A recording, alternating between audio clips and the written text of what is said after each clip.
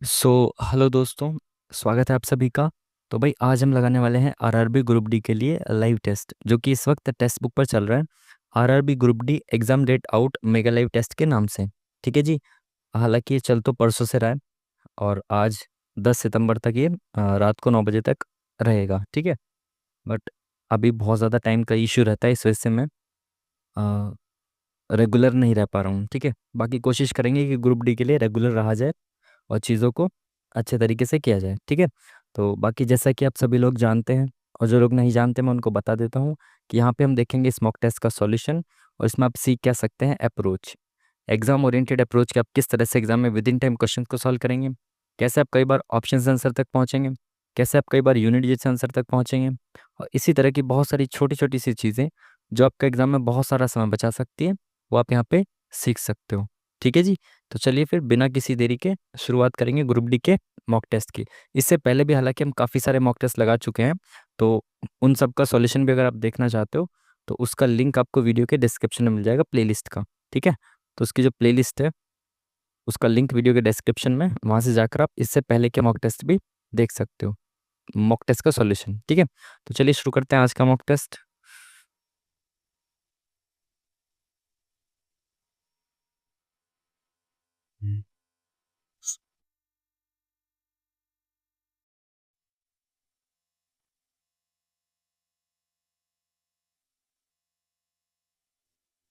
हम्म। चलिए शुरू हो गया। आई थिंक इसमें हिंदी में ही ठीक है, इसमें तो इंग्लिश में शायद ज़रूरत नहीं पड़नी चाहिए, क्योंकि मोस्टली बच्चे हिंदी में ही होंगे इसमें ग्रुप डी में तो। बट कोई नहीं, चेंज करके देख लेंगे, काफ़ी टाइम रहता है। ठीक है। तो पहले क्वेश्चन के साथ शुरुआत करेंगे। उत्पन्न अपशिष्ट की मात्रा को कम करने के लिए पुनर्चक्रण सर्वोत्तम तरीकों में से एक है। इसके कुछ लाभ नीचे दिए गए हैं, निम्नलिखित में से कौन सा पुनर्चक्रण का लाभ नहीं है? जो इसका लाभ नहीं है वो बताना है। पुनर्चक्रण मतलब रिसाइकलिंग की बात कर रहा है ये। ठीक है। तो ये बताना है कि इनमें से कौन सा इसका लाभ नहीं है। यह गड्ढों की भराई में भेजे जाने वाले कचरे को कम करता है। ठीक है। आर्थिक लाभ का है क्योंकि ये नौकरियां पैदा करता है। ठीक है। यह महंगा है और ऊर्जा का उपयोग करता है। ठीक है। प्रदूषण को रोकता है। गड्ढों में भर के कचरे को कम करता है, ये बात सही है। आर्थिक लाभ, नौकरियां पैदा करता है। ठीक है, रिसाइकलिंग में काफ़ी स्कोप है। महंगा है और ऊर्जा ऊर्जा का उपयोग करता है। आई थिंक ये गलत होना चाहिए ना, महंगा उतना नहीं है ना ये। Next question. हम्म अगर आप इंग्लिश में क्वेश्चन को पढ़ना चाहते हो तो वीडियो को पॉज करके इंग्लिश में पढ़ लेना, हिंदी में हम इसका सॉल्यूशन देखेंगे। दर्पण सूत्र के अनुसार गोलीय दर्पण की फोकस दूरी। देखो साइंस के क्वेश्चन मोस्टली मैं स्किप ही करूंगा, बट कुछ ऐसे क्वेश्चन जो बार बार आते हैं और पहले भी बार बार आ रहे हैं और पहले भी बार बार आ रहे थे, तो वो तो रट्टा मारे हुए हैं, तो वो तो ठीक होंगे। जैसे फोकस दूरी का जो है उसमें नीचे आएगा V+U, तो नीचे V+U, option number second is the correct answer. ठीक है। हम्म,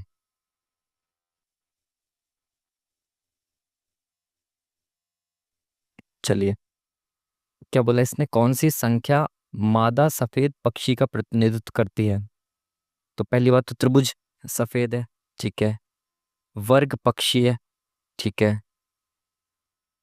क्या क्या दिया हुआ है? मादा, सफेद और पक्षी। तो मादा कौन है भाई? पंचभुज मादा है, तो मादा भी हो और सफेद भी हो और पक्षी भी हो, तो इन तीनों में तो यही है ना कॉमन, 26। तो 26 ऐसे मादा पक्षी हैं जो सफेद भी हैं, तो option number D is the correct answer. Next question.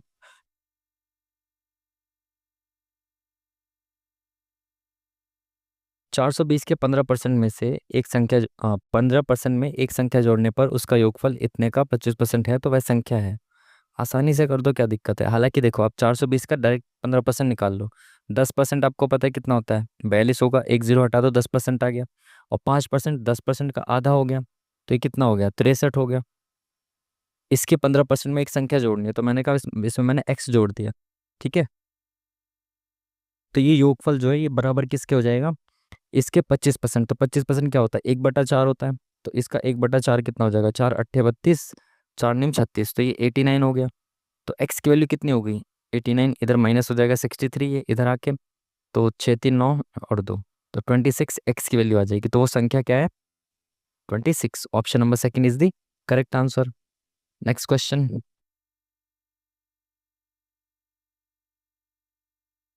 Goga Navami जो मुख्य रूप से भारतीय राज्य डैश में मनाई जाती है। गोगा नवमी नाग देवता गोगा जी को समर्पित है। आंध्र प्रदेश, उड़ीसा, राजस्थान, कर्नाटक। गोगा नवमी। अच्छा, गोगा मेडी करके अगर आपने सुना हो तो वो राजस्थान में है ना, ये कुछ जहाँ पे शायद मुंडन कराने भी जाते हैं ऐसा कुछ करके। तो गोगा मेडी ऐसे कुछ करके नाम है, तो वो राजस्थान से लिंक करता है आई थिंक। बाकी हो सकता है गलत हो, लेट्स सी, बाद में देख लेंगे, चेक कर लेंगे इसको, ठीक है। ये सब का प्रयोग करते हुए नीचे दी गई श्रृंखला में लुप्त पद ज्ञात कीजिए। तो भाई ये जो व्यंजक दिए हुए हैं ना, इससे ये सीरीज बनाई है इन्होंने, तो चेक करना है कि कैसे सीरीज बनाई। देखो 9 लिखा है तो 9 यहाँ पे है, उसके बाद ओ लिखा है तो ओ कहाँ पे है, एक छोड़ के ओ है। उसके बाद अगर एक छोड़ के लिखा है ओ तो एक छोड़ के आई आना चाहिए, फिर एक छोड़ के एफ आना चाहिए। एफ आ रहा है ना यहाँ पे, बिल्कुल सही। तो यानी कि यहाँ पे क्या आना चाहिए, आई आना चाहिए, और आई से शुरू होने वाला एक ही है। बाकी आप और चेक कर सकते हो, डब्ल्यू से ओ है, तो डब्ल्यू से ओ कहाँ पे है, एक दो तीन, तीन को छोड़ के चौथा है। ओ से एक दो तीन, तीन को छोड़ के चौथा क्या है, एफ है, तो यहाँ पे एफ आना चाहिए। तो एक दो तीन, तीन को छोड़ के कौन सा चौथा, डी है, तो यहाँ पे डी आ रहा है, तो यानी कि सेकंड नंबर पे एफ आएगा। ठीक है, तो इस तरह से आप इसको चेक कर सकते हैं। Next question. द्विघात समीकरण डैश बराबर इतने के मूलों की प्रकृति निम्नलिखित को संतुष्ट करती है। दोनों मूल अपरिमेय है, ऋणात्मक है, परिमेय। अच्छा, मूल निकाल लो, मूल का मतलब है एक्स की वैल्यू, ठीक है। तो इसको सॉल्व कर लो पहले। इसको मल्टीप्लाई करेंगे तो क्या आएगा, x square plus 6x plus 12x plus 12×6 = 72 बराबर 4×4 = 16। तो इस 16 को इधर ले आओ, ये कितना हो जाएगा, एक्स स्क्वायर प्लस 12×6 = 18x, और ये 16 इसमें से गया, कितना बचेगा, हाँ 12 में से गया 6, 6 में से गया 5 बराबर 0। अब आपको पता है क्या करना होता है, कि जो एक्स स्क्वायर का मल्टीपल है यहाँ पे एक है, तो इसकी और इसकी मल्टीप्लाई करो तो 56 आया। अब इसको दो ऐसे भागों में तोड़ो कि मल्टीप्लाई करें तो 56 आए और जोड़ें तो 18 आए। ठीक है, तो एक्स स्क्वायर ये हो गया, प्लस इसको कैसे तोड़ सकते हो आप, 56, 14 चौका 56 होता है, तो 14 और 4 18, तो आप इसको ऐसे लिख सकते हो 14x प्लस 4x। ठीक है, प्लस 56 तोड़ दिया आपने, ऐसा मल्टीप्लाई करके 56 आ रहा है और जोड़ के 18 आ रहा है। ठीक है, अब इसमें x कॉमन लो, दो दो को देखो, दो दो को डील करो, x कॉमन आ गया, अंदर क्या बचा, x प्लस 14, यहाँ पे क्या है 4 कॉमन आ गया, x प्लस 14। ठीक है, तो एक मूल हो गया इसका -4। ठीक है, क्योंकि x प्लस 4 हो जाएगा बराबर 0, एक x प्लस 14 बराबर 0, तो एक x हो गया -14। तो बताइए मूल कैसे हैं, दोनों अपरिमेय हैं, गलत बात। दोनों मूल ऋणात्मक है और परिमेय है, बिल्कुल सही, ऋणात्मक है और परिमेय है, तो सेकंड वाला ऑप्शन जो करेक्ट हो जाएगा। ठीक है, आराम से बहुत इत्मीनान से चीज़ों को करते चलिए, कोई दिक्कत वाली बात नहीं है। ठीक है, ट्रिग्नोमेट्री आ गया है, ट्रिग्नोमेट्री का क्वेश्चन। ये बराबर ये बराबर ये बराबर क्या होगा ये बताना है आपको। कोई नहीं भाई, इसमें तो काफ़ी टाइम है, टाइम का तो इशू है नहीं, तो आराम से करके चलो, कोई दिक्कत नहीं है। सेक और टेन बराबर 5 है, कॉसेक वाई कॉट वाई, यहाँ एक्स है, बराबर इतना है। तो इसमें आप क्या कर सकते हैं, वैल्यू पुट का तो सवाल नहीं बनेगा, तो आप इसमें आइडेंटिटी लगाइए कि इसमें sec square x plus, sorry minus होता है ना, या प्लस होता है, माइनस होता है I think, sec square x minus tan square x बराबर एक होता है। ठीक है, ये आपको पता है। ठीक है, तो आप इसको ऐसे लिख सकते हो, ए स्क्वायर माइनस बी स्क्वायर है ना ये, तो इसको आप ऐसे लिख सकते हो sec x plus tan square 10x। ठीक है, ए प्लस बी, और एक बार ए माइनस बी, 10x। ठीक है, एक बार ए प्लस बी हो गया, एक बार ए माइनस बी हो गया, बराबर एक हो गया। ठीक है, अब यहाँ पे सेक एक्स प्लस 10x की वैल्यू दे रखी है कितनी, 5, तो सेक एक्स माइनस 10x की वैल्यू कितनी आ जाएगी, 1/5। तो यही तो यहाँ पे दे रखा है सेक एक्स, और अगर इसको देखो, इसको सिंप्लीफाई कर लो आप, इसको सिंप्लीफाई करोगे तो क्या आएगा, sec x plus cosec y minus 10x plus cot y. ठीक है, हमारे पास क्या आ गया, सेक एक्स माइनस 10x, तो ये माइनस ये, इसकी वैल्यू आ गई कितनी, 1/5। ठीक है, तो इसको मिटा दो। अब हमें क्या लिखना है, अब हमें दूसरे वाले को डील करना है, तो इसकी वैल्यू आ गई 1/5। ठीक है। ठीक है। अब हमें ये दे रखा है कॉसेक वाई और माइनस कॉट वाई।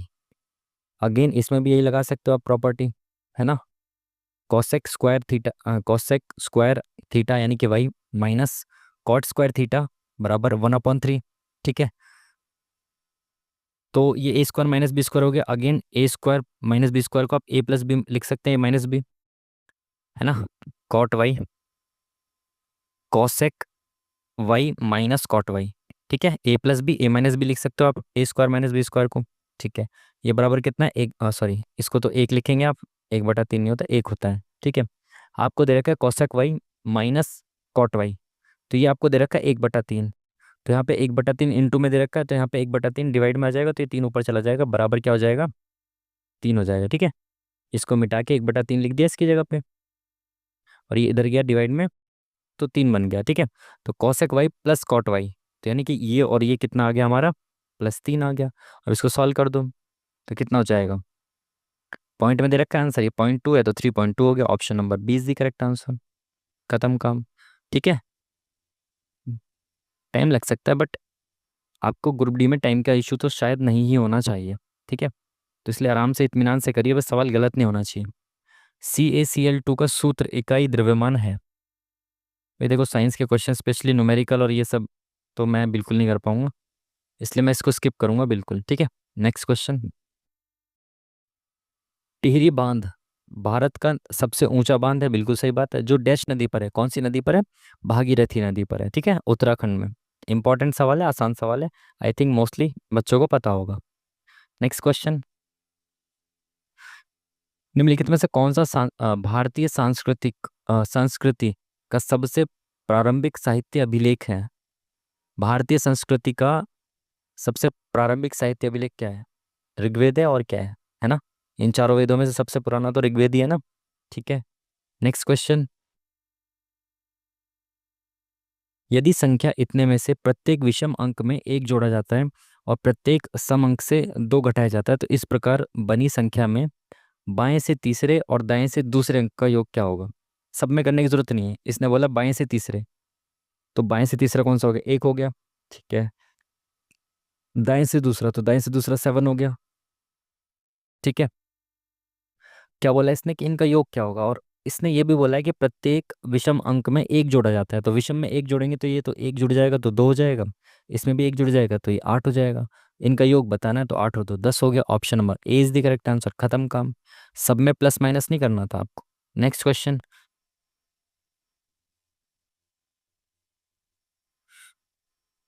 भारत में ब्रिटिश शासन के संदर्भ में निम्नलिखित में से कौन गवर्नर के पद को बंगाल का गवर्नर जनरल में पदोन्नत करने के बाद पहला गवर्नर जनरल, कुल मिला के ये पूछना चाह रहे हैं पहला गवर्नर जनरल कौन बना, 1772 में, सॉरी 73 में। ठीक है। कौन बना था, वॉरेन हेस्टिंग्स।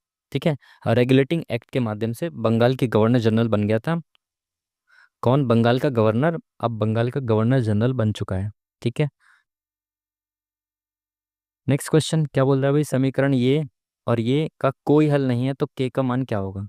देखो मैंने आपको पहले भी बताया, और टाइम आराम से, कोई दिक्कत नहीं है, टाइम बहुत है, इसलिए मैं बता देता हूँ आपको कि 3 स्थितियाँ होती हैं, है ना। अगर आपसे पूछा जाए कि अगर समीकरण का एक हल होगा, तो उसमें आप क्या लिखेंगे कि A1/A2 is not equal to B1/B2 is equal to C1/C2। ठीक है। ये एक हल के लिए होता है। और रेखाएं कैसी होती हैं, प्रतिच्छेदी रेखाएं होंगी आपकी, प्रतिच्छेदी। ठीक है। और यहीं पे अगर आपको बोला जाए कि अनंत हल हो, अनंत हल, रेखाएं कैसी होंगी इसमें, समपाती। ठीक है। एक दूसरे के ऊपर चढ़ी हुई। तो अनंत हल के लिए क्या होगा इसमें कि A1/A2 सब बराबर होगा, B1/B2 बराबर C1/C2। ठीक है। और इसमें क्या पूछा है, कोई हल नहीं, तो कोई हल नहीं के लिए क्या होगा यूज, कोई हल नहीं के लिए यूज क्या होता है, A1/A2 is equal to B1/B2 is not equal to C1/C2। ठीक है। और रेखाएं कैसी होती है इसमें, जब कोई हल नहीं होता तो समांतर रेखाएं होती हैं। ठीक है। तो ये चीज़ें आपको पता होनी चाहिए, ये चीज़ें बहुत ज़्यादा पूछी जाती है रेलवे के एग्जाम्स में। ठीक है। अब A1 और A2 क्या होता है, दो इक्वेशन दी हुई है, तो x का मल्टीपल क्या होगा, ये A1 है यहाँ पे, और ये x का मल्टीपल A2 है, ठीक है। y का मल्टीपल B1 ये है, और ये वाला B2 है, ये वाला C, और ये वाला C1, ये C2 है, ठीक है। चलिए, तो कोई हल नहीं पूछ रहा है, तो कोई हल नहीं की स्थिति में क्या होगा, A1/A2 बराबर B1/B2 is not equal to C1/C2, ठीक है। ठीक है, तो करिए इसको, इस वाली इक्वेशन से देख लेते हैं पहले। A1/A2, तो A1 कितना है 14, अपॉन में A2 कितना है 21 बराबर B1 8, अपॉन में B2 क्या है माइनस का K, ठीक है। चलिए इसको सॉल्व करेंगे तो K इधर चला जाएगा माइनस का, या फिर माइनस इधर ही छोड़ दो, K को इधर ले जाओ, तो K बराबर कितना हो जाएगा, -8 × 21/14, ठीक है। तो 7 दूनी 14, 7 तिया 21, 2 चौक 8, 4 तिया 12, तो K बराबर हो गया -12। Option number 20 the correct answer हमारा, ठीक है जी। आसान सवाल, नेक्स्ट क्वेश्चन। ऊपर दिए गए अनुक्रम की पहले संख्या को दूसरे संख्या के साथ, तीसरी संख्या को चौथे के साथ, और आगे भी इसी प्रकार परस्पर बदल दिया जाता है, तो कितने ऐसे 8 हैं जो उसके बाईं ओर के संख्या के साथ साथ दाईं ओर के संख्या से भी विभाजित होते हैं। भाई विभाजित गलत लिख रखा है इन्होंने, ठीक है। छोटी की मात्रा आएगी, पहले संख्या को दूसरे के साथ, तीसरे को चौथे के साथ, और आगे इसी प्रकार परस्पर बदलना है, तो पहले को दूसरे के साथ बदल दो भाई, तो 7 6 हो जाएगा ये। फिर तीसरे को चौथे के साथ बदलना है, तो ये 8 4 हो जाएगा, फिर 4 8 हो जाएगा, फिर 3 8 हो जाएगा, 5 2 6 8, और 8 7, और 8 3, ठीक है। सबको मैंने आपस में बदल दिया, ठीक है। अब बोल रहा है कि 8, कितने ऐसे 8 हैं जो बाईं ओर की संख्या के साथ साथ दाईं ओर की संख्या से भी विभाजित होते हैं, तो एक 8 ये है। 4 से तो है लेकिन 6 से विभाजित नहीं है, ये एक 8 है। 3 से विभाजित नहीं है, ये 8 3 से विभाजित नहीं है। यहाँ पे जो 8 है, ये 8 जो है 8 से विभाजित है, 6 से नहीं है। यहाँ पे 7 से विभाजित नहीं है।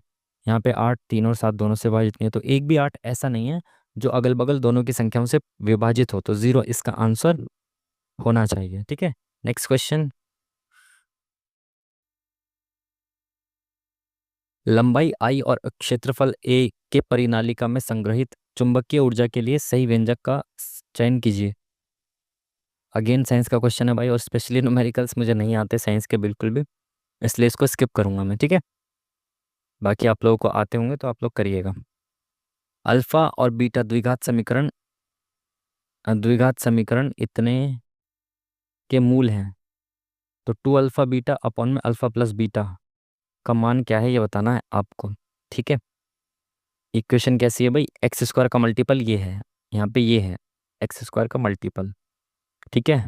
x का मल्टीपल ये है, और ये c है, ठीक है। अल्फा और बीटा इनके मूल हैं, ठीक है। अल्फा बीटा और α+β आपको निकालना है, तो आप डायरेक्ट तो अल्फा बीटा नहीं निकाल सकते हो, काफ़ी बहुत ज़्यादा टाइम लग जाएगा ना अल्फा और बीटा निकालने में, मतलब इनके मूल निकालने में बहुत ज़्यादा टाइम लग जाएगा। अगर इक्वेशन इजी सी होती तो निकाल देते मूल, बट अगर आपने पढ़ा हो, हाँ, अल्फा इंटू बीटा आपको पता है क्या होता है, अल्फा और बीटा क्या होता है, C/A होता है ना शायद, हाँ C/A होता है, और α+β अपना होता है -B/A, है ना, यही तो होता है। तो पहले इसको सिंप्लीफाई कर लो, 2 × α+β यानी कि 2 × C/A बटे में α+β यानी कि -B/A, तो A से तो A कैंसिल हो गया, तो ये क्या बचा 2C/, में माइनस का B, ये बचा। तो हमें ये निकालना है। अब देखो ABC कहाँ से आएंगे, ये देख लो आप, ABC आएंगे यहाँ से, कहाँ से, यहाँ से। x² का जो मल्टीपल है ये A होता है, x का मल्टीपल B होता है, और ये जो होता है ये C होता है, ठीक है। तो 2C यानी 2 इंटू, ये मक्खी कहाँ से आ गई भाई, 2 इंटू, ये 2C करना है तो इसको डायरेक्ट लिख दो, 8 दूनी 16 प्लस 2 दूनी 4 √5, ठीक है। 2C हो गया अपॉन में B क्या है 4 प्लस √5, ठीक है ना, ये माइनस का है, ठीक है। एक सेकेंड, माइनस का है ना तो प्लस का हो जाएगा ना, ये माइनस का B है ना, तो B तो माइनस का ऑलरेडी है, माइनस का ये है, तो माइनस माइनस प्लस हो जाएगा, माइनस का B चाहिए हमें, तो माइनस माइनस प्लस हो गया ना, ठीक है। अच्छी बात है ये तो। अब इसका कर दो हर का परिमेयकरण, ऊपर कर दो माइनस से मल्टीप्लाई, और नीचे भी माइनस से मल्टीप्लाई। ठीक है, कर दिया। Okay, A plus B A minus B, तो ये क्या हो जाएगा, ए स्क्वायर माइनस बी स्क्वायर, तो ए स्क्वायर माइनस बी स्क्वायर क्या हो जाएगा, 4 चौक 16, 16 में से 5 गया 11। ऊपर देखिए यहाँ पे क्या कर सकते हो आप, मल्टीप्लाई करेंगे डायरेक्ट, इनको मल्टीप्लाई करेंगे कितना आ जाएगा, 16 चौका 64 माइनस 16 रूट 5 प्लस 4 चौक 16 रूट 5 माइनस 4 पंजे 20। ठीक है, प्लस माइनस ये कट गया, 64 में से 20 गया, कितना बचा, 54 कह रहा हूँ, 44/11, तो 11 चौक 44, तो 4 इज दी करेक्ट आंसर। ठीक है, इस तरह से आप बेसिक से कर सकते थे इसको। नेक्स्ट क्वेश्चन,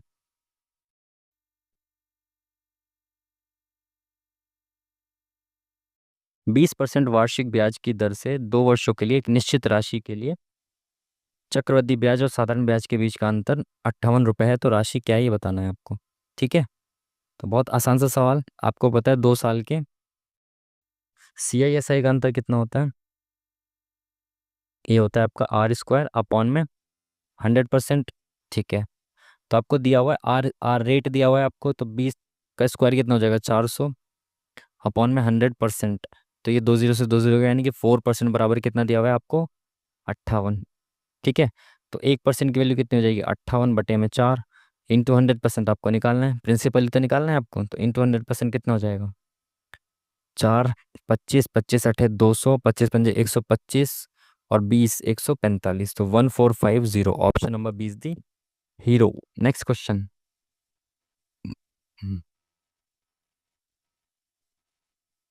क्या बोला है कि कौन सा निष्कर्ष सत्य है ये बताना है इसके आधार पर। ठीक है, तो सबसे पहले ये देख लो, आप यू से एफ की तरफ जाना है आपको, देखो ये जो जब ऐसे साइन होता है ना, तो यहाँ जैसे ये एफ और यू है, तो यू से एफ की तरफ जाना है आपको, क्योंकि यहाँ से दरवाज़ा खुला है तो आप ऐसे जा सकते हो। ठीक है, तो यू से एफ की तरफ आपको जाना है, और जब नीचे ये डोर होता है, नीचे ऐसे लाइन होती है, तो इस लाइन को साथ साथ लेके चलना है, तो यू से एफ की तरफ जा सकते हो, बिल्कुल जा सकते हो। देखो अब यहाँ पे यू से ए की तरफ जाना है, तो यू से ए की तरफ जा सकते हो, बिल्कुल जा सकते हो, पहला वाला सही है, दिया हुआ है ना इसमें। ठीक है, बाकी दूसरे को चेक करो, यू से ए की तरफ जाना है आपको, तो यू से ए की तरफ जा सकते हो। अब ए से एफ की तरफ जाना है, तो ए से एफ की तरफ जा सकते हो क्या, नहीं जा सकते, क्योंकि यहाँ से दरवाज़ा बंद है। ठीक है, और वैसे भी आपको पता चल गया कि पहले से ये, तो option number 1 is the correct answer. Next question, Periyar national park, देखा, पेरियार के साथ नेशनल पार्क ही निकलता है, क्योंकि इंपॉर्टेंट है, पहले भी आ चुका है, इसलिए आपको याद होना चाहिए कि पेरियार क्या है, नेशनल पार्क केरल में है। ठीक है, चलिए एन रेशियो ये, प्रोपोर्शन ये, तो कितना हो जाएगा, N/38, प्रोपोर्शन है किसके बराबर है ये, 57 के। ठीक है, 3/57 के, तो N बराबर क्या हो जाएगा, इस 38 को यहाँ पे ले जाओ आप। ठीक है, 19 दूनी 38, 19 तिया 57, 3 से 3 गया, तो N बराबर आ गया 2, तो option number D is the correct answer. Next question,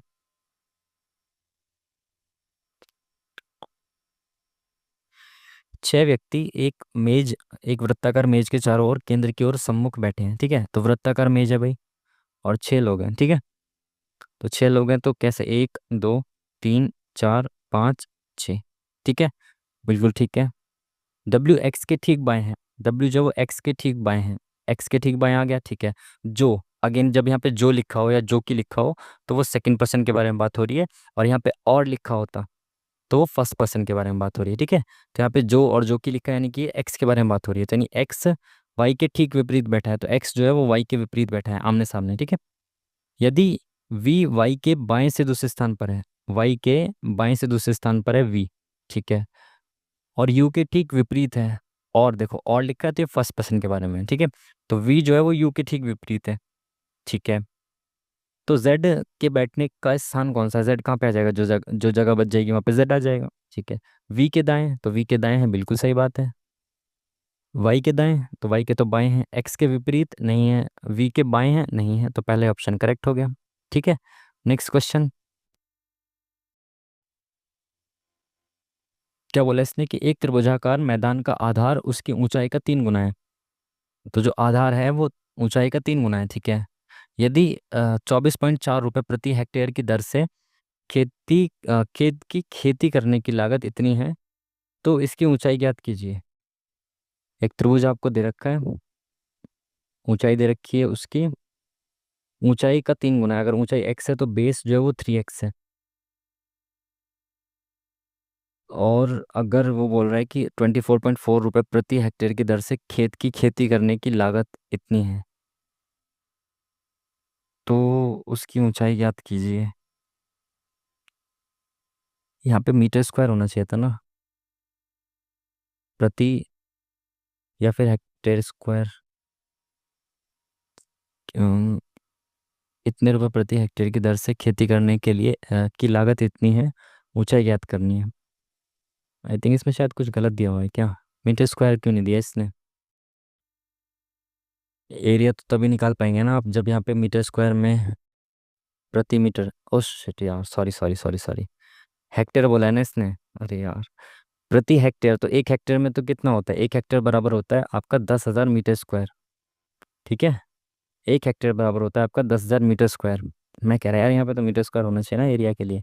तो आपको पता है कि एरिया क्या होता है। देखो पहली बात तो इसने कहा है कि जो खेती करने की जो लागत है ना, वो 24.4 रुपये प्रति हेक्टेयर की दर से इतने रुपए है टोटल। तो मेरे को अगर एरिया निकालना है, देखो जो एरिया होगा, जो भी इसका एरिया होगा, उस पे जो खेती करने की लागत है वो कितनी है, 24.4 सॉरी प्रति हेक्टेयर। तो एक हेक्टेयर पे 24.4 लग रहा होगा, तो एरिया मान लेता हूँ मैं एक्स हेक्टेयर होगा। और इसमें टोटल इतने रुपए का खर्चा आ रहा है प्रति हेक्टेयर में। ठीक है, और कुल मिला के खर्चा कितना हो रहा है, 448.35। तो जिसका एरिया है यानी एक्स है वो बराबर कितना हो जाएगा, 448.35 अपॉन में 24.4। ठीक है, ऊपर दो के बाद जीरो, यहाँ पे भी दो के बाद जीरो लगा दो और पॉइंट को हटा दो। ठीक है, चलिए सॉल्व करिए इसको अब। 8 से काटते हैं, 8 तिया 24, जीरो 8 पंजे 40, 8 पंजे 40, 8 6 48, जीरो। तो ये तो 8 से नहीं कट रहा, ये तो 8 से नहीं कट रहा। तो आप इसको 5 से काट दीजिए। 5 चौक 20 और 5 अट्ठे 40, 5 अट्ठे 40। ठीक है, और यहाँ पे 5 अट्ठे 40, 5 तिम 45, 5 1 30, 5 7 35। 8 से तो ये कटेगा ही नहीं। सर 20, 24.4, 448.35। इसको आगे काटें तो भाई कैसे काटें।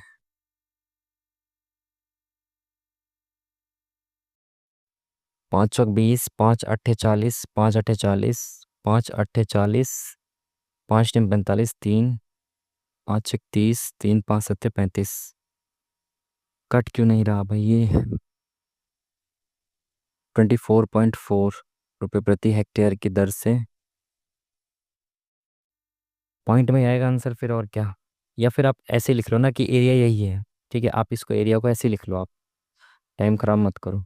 ठीक है, मैंने मान लिया कि एरिया ये है, इतने हेक्टेयर है। ठीक है, ठीक है। तो अब आपको ये पता है कि अरे यार ये क्या मक्खी आ गई पता नहीं कहाँ से।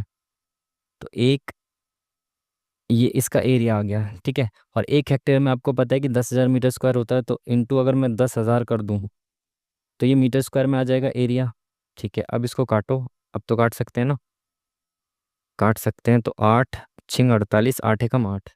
ठीक है, तो 8 एकम 8, दो बचा, 8 दूनी 16, 4 8 पंजे 40, जीरो। ठीक है, ओके। 8 एकम 8, दो 8 दूनी 16, 4 8 पंजे 20, और 8, जीरो का जीरो। ठीक है, अब 61 से इसको काटना पड़ेगा। तो 8 9 6 7, 61। तो 6 एकम 6, उनमें से एक गया 8, दो 28। ठीक है, 6 चौक 24, तो 4 एकम 4 6 24, 244। 4 बार में गया तो कितना बचा, दो। 8 में 4 गया 4, ये 7 6 7 42, तो 147। ठीक है, तो कितनी बार में गया ये, 147। तो 147 बारी में ही गया। तो कैलकुलेशन तो ज़्यादा होगी भाई इसमें, कैलकुलेशन इतनी ज़्यादा नहीं होनी चाहिए थी, कुछ ज़्यादा ही इत्मीनान से कर रहे हैं ना। तो 125, 0147, तो मल्टीप्लाई करेंगे इसमें। तो 7 पंजे 35, 7 दूनी 14 15 16 17, 7 एकम 7 और एक 8, 4 पंजे 20, और 4 दूनी 8 और दो 10, 4 एकम 4 और एक 5। ठीक है, इंटू 125। ठीक है, तो यहाँ पे क्या आएगा, 5 7 8 7 15, 8 और 1, ठीक है, 185,750, ठीक है, ये ज़ीरो भी रह गई थी ना, यहाँ पे लगा दिया हमने। तो ये क्या आ गया इसका एरिया आ गया, ठीक है। अब ये सारी रामायण को यहाँ से हटा दो। आपने मीटर में आंसर पूछा ना, और मीटर स्क्वायर में आपका एरिया आ गया कितना, 185,750 मीटर स्क्वायर एरिया आ गया। और आपको पता है एरिया क्या होता है, 1/2 बेस इंटू हाइट। और बेस कितना है, बेस है इसका 3x, और इंटू हाइट कितनी है, x, ठीक है। तो यहाँ पे इसमें ले जाओ इंटू 2, ठीक है, ये 2 खत्म है यहाँ से, तो ये कितना हो जाएगा, 3x² हो जाएगा। तो यहाँ से 3 हटाओ और 3 नीचे ले जाओ इसके, ठीक है। ठीक है, तो ये कितना हो जाएगा, ये तो 3 से कट ही नहीं रहा, ऐसे कैसे हो रहा है भाई, यहाँ पे कुछ कैलकुलेशन एरर हुआ है यार। इसको एंड में करेंगे ना इसमें कुछ कैलकुलेशन एरर हो गया, एंड में इसको ज़रूर करेंगे ना, टाइम है अभी, काफ़ी टाइम है। ठीक है, नेक्स्ट क्वेश्चन।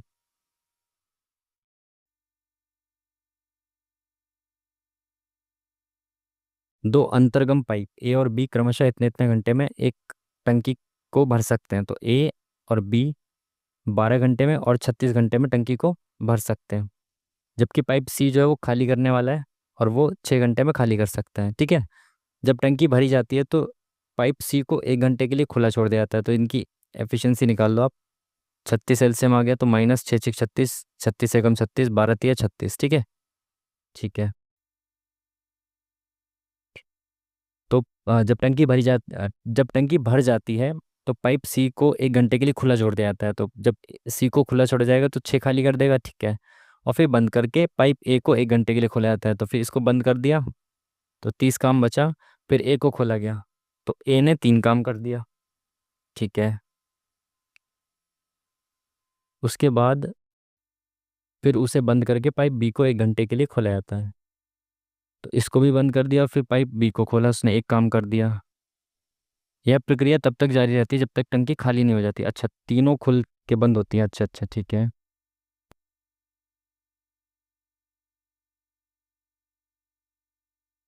अरे यार ये दुखी कर दिया इसने तो भाई।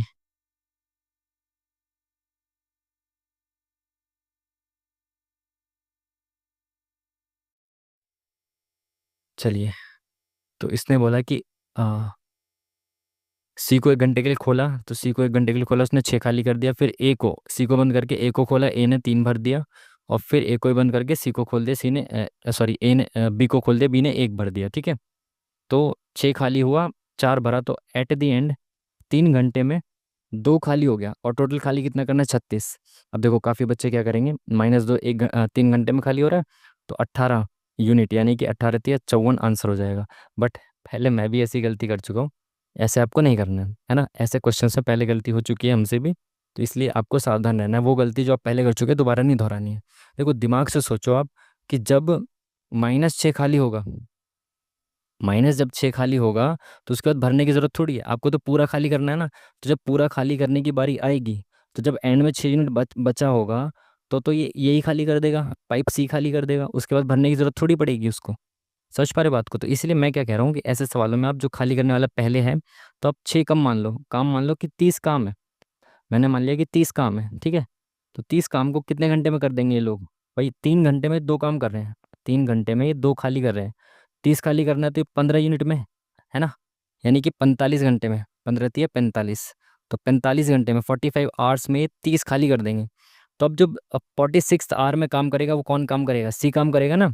तो जो बचा हुआ काम है ना, बचा हुआ काम जो 6 यूनिट बचा हुआ है, वो 1 घंटे में ही खाली कर देगा सी। इसीलिए टोटल काम होगा 46 आवर्स में, ठीक है। तो इस तरह के सवालों में सावधान रहना, गलतियां होती हैं। Next question.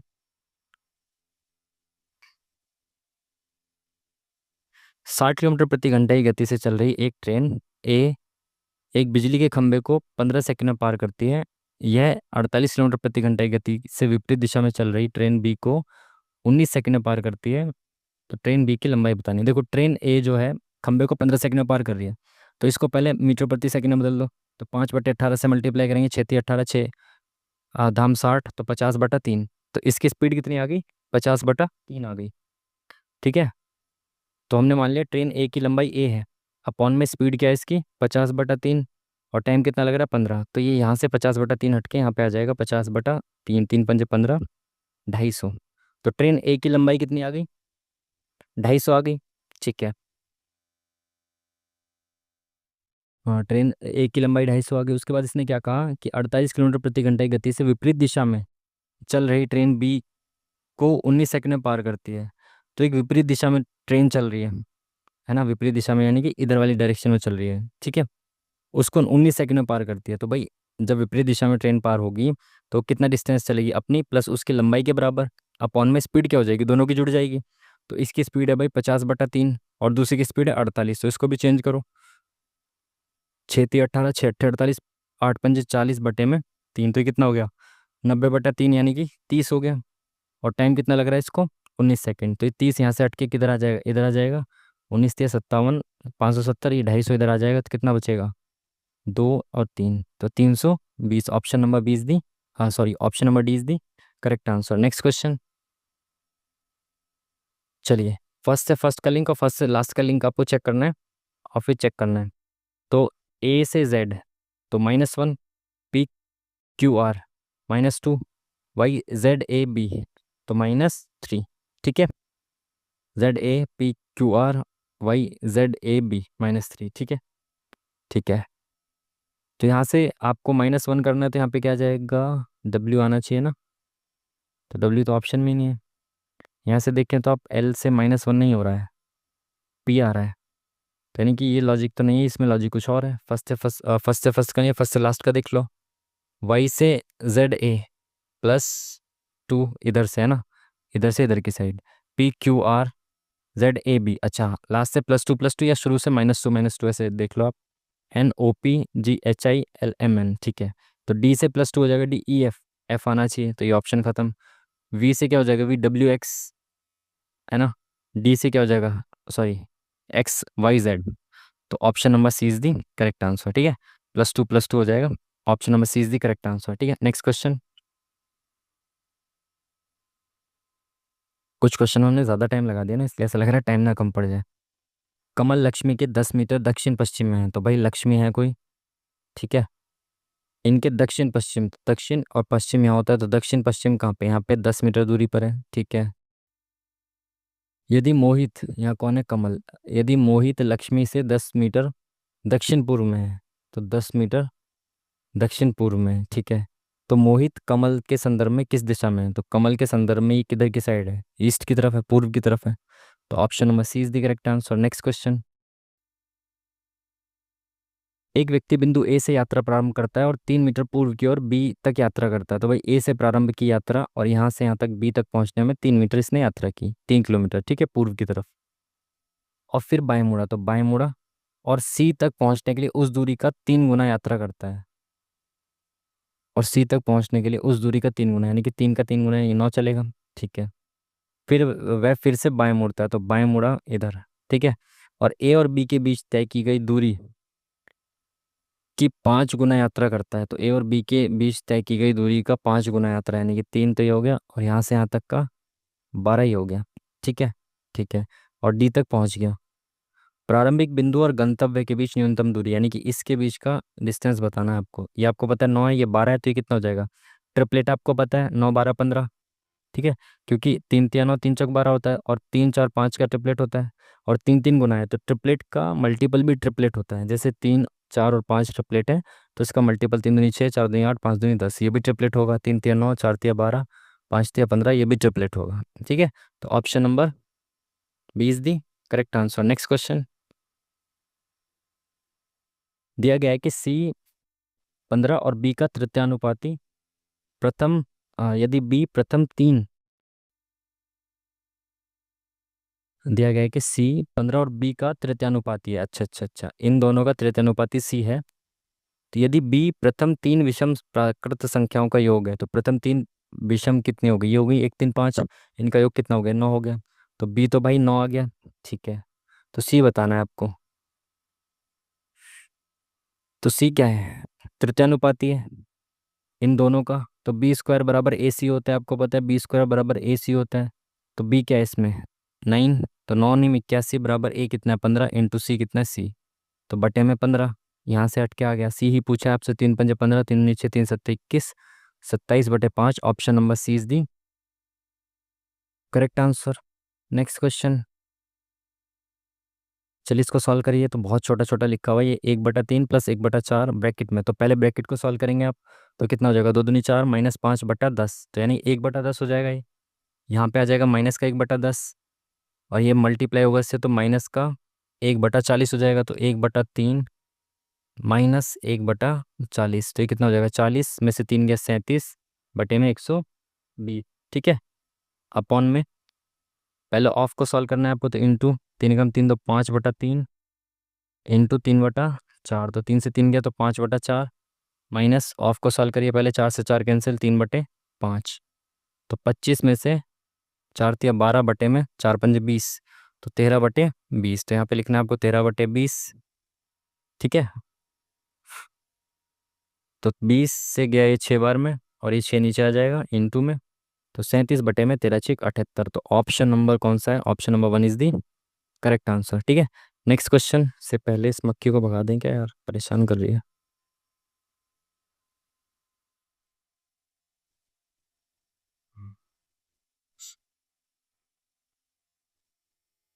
अब दिखाई नहीं दे रही, पता नहीं कहाँ चली गई।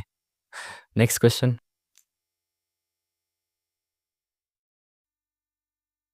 आशुतोष ने 2 ओमी चालकों के लिए धारा विरुद्ध वोल्ट था। भाई ये सब नहीं करते हम, गलत क्वेश्चन। साइंस के न्यूमेरिकल्स बिल्कुल स्किप करूंगा।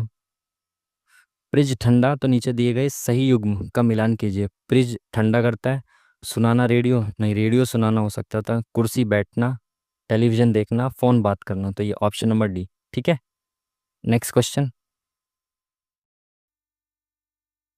क्या करना है, विषम ऑड वन आउट छाटना है आपको। तो ई का 22, तो ई का 22 अपोजिट होता है, जे का 17, तो 10 17 अपोजिट होता है, और ओ का 12 अपोजिट होता है, टी का अपोजिट नहीं दे रखा है ये। ठीक है, तो option number D is the correct answer, जो ऑड वन आउट है।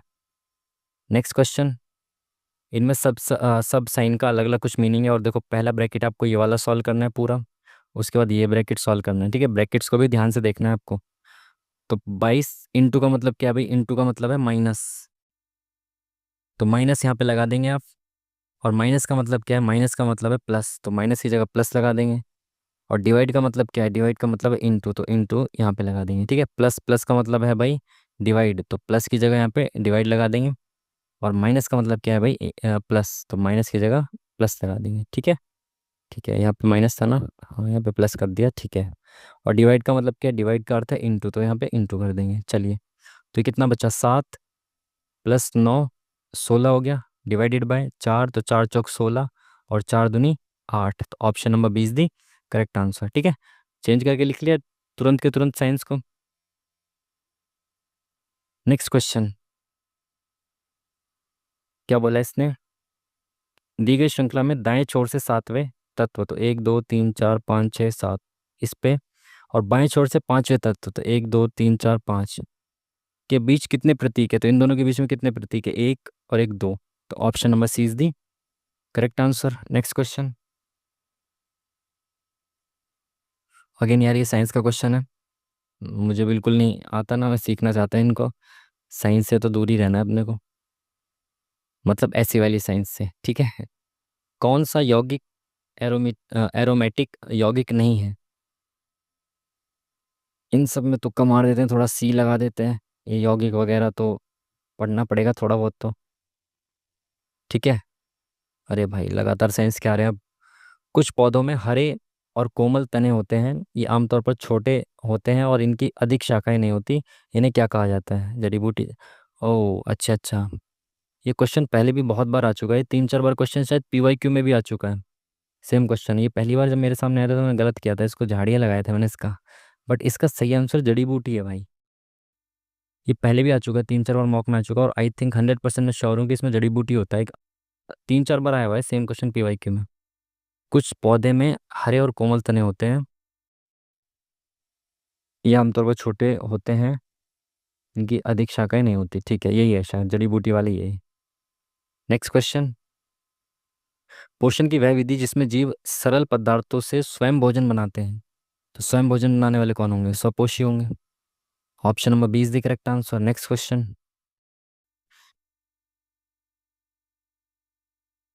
क्या बोला इसने? उस क्षेत्र को दर्शाइए जो कार्यरत लेकिन अविवाहित महिलाओं लड़कियों को दर्शाता है। तो एम्प्लॉयड है और लड़की भी है, बट मैरिड नहीं है। तो मैरिड से अलग ये दोनों आ गए। तो option number C is the correct correct answer. Current हो गया भाई, करंट आंसर। Next question. चार मित्र हैं भाई, उत्तर के सम्मुख बिस्तर पर बैठे हैं एक साथ। ठीक है। सोनाली रति के बाएं बैठी है, तो रति यहाँ बैठी है तो सोनाली इसके बाएं बैठी है। ठीक है। रति अरेमा के निकटतम बाएं है, रति जो है वो अरेमा के निकटतम बाएं है। गीत रति और सोनाली के बीच बैठी है, तो रति और सोनाली के बीच में गीत बैठी है। ठीक है। दाएं छोर से दूसरे स्थान पर कौन है? तो दाएं छोर से दूसरे स्थान पर रति है। Next question. नेक्स्ट क्वेश्चन भाई। चलिए। कोई गुलाब गुड़हल नहीं है, तो यहाँ पे गुलाब कोई भी गुड़हल नहीं है, तो गुड़हल लिख देते हैं इसको। गलत लिख दिया गुड़हल। ठीक है। गुड़हल नहीं है, गुणहल लिख दिया था मैंने, गुणहल। कोई भी गुलाब, इसको भी गुलाब ही लिख दो यार। ठीक है। नहीं है। कुछ गुड़हल कमल हैं, तो कुछ गुड़हल इसमें से क्या है? कमल है। ठीक है। कोई गुलाब कमल नहीं है, तो कोई भी गुलाब कमल नहीं है। 100% कह सकते हैं क्या? नहीं, बिल्कुल नहीं कह सकते। ये जो बचे हुए हैं इनका तो नहीं कह सकते ना आप। कुछ कमल गुलाब नहीं है, कम से कम कुछ कमल तो गुलाब नहीं है, इतना तो 100% तय है, क्योंकि कुछ कमल गुड़हल है और गुड़हल गुलाब नहीं है। तो ये वाली चीज़ ठीक है, तो सेकंड वाला ऑप्शन जो है वो करेक्ट हो जाएगा। Next question.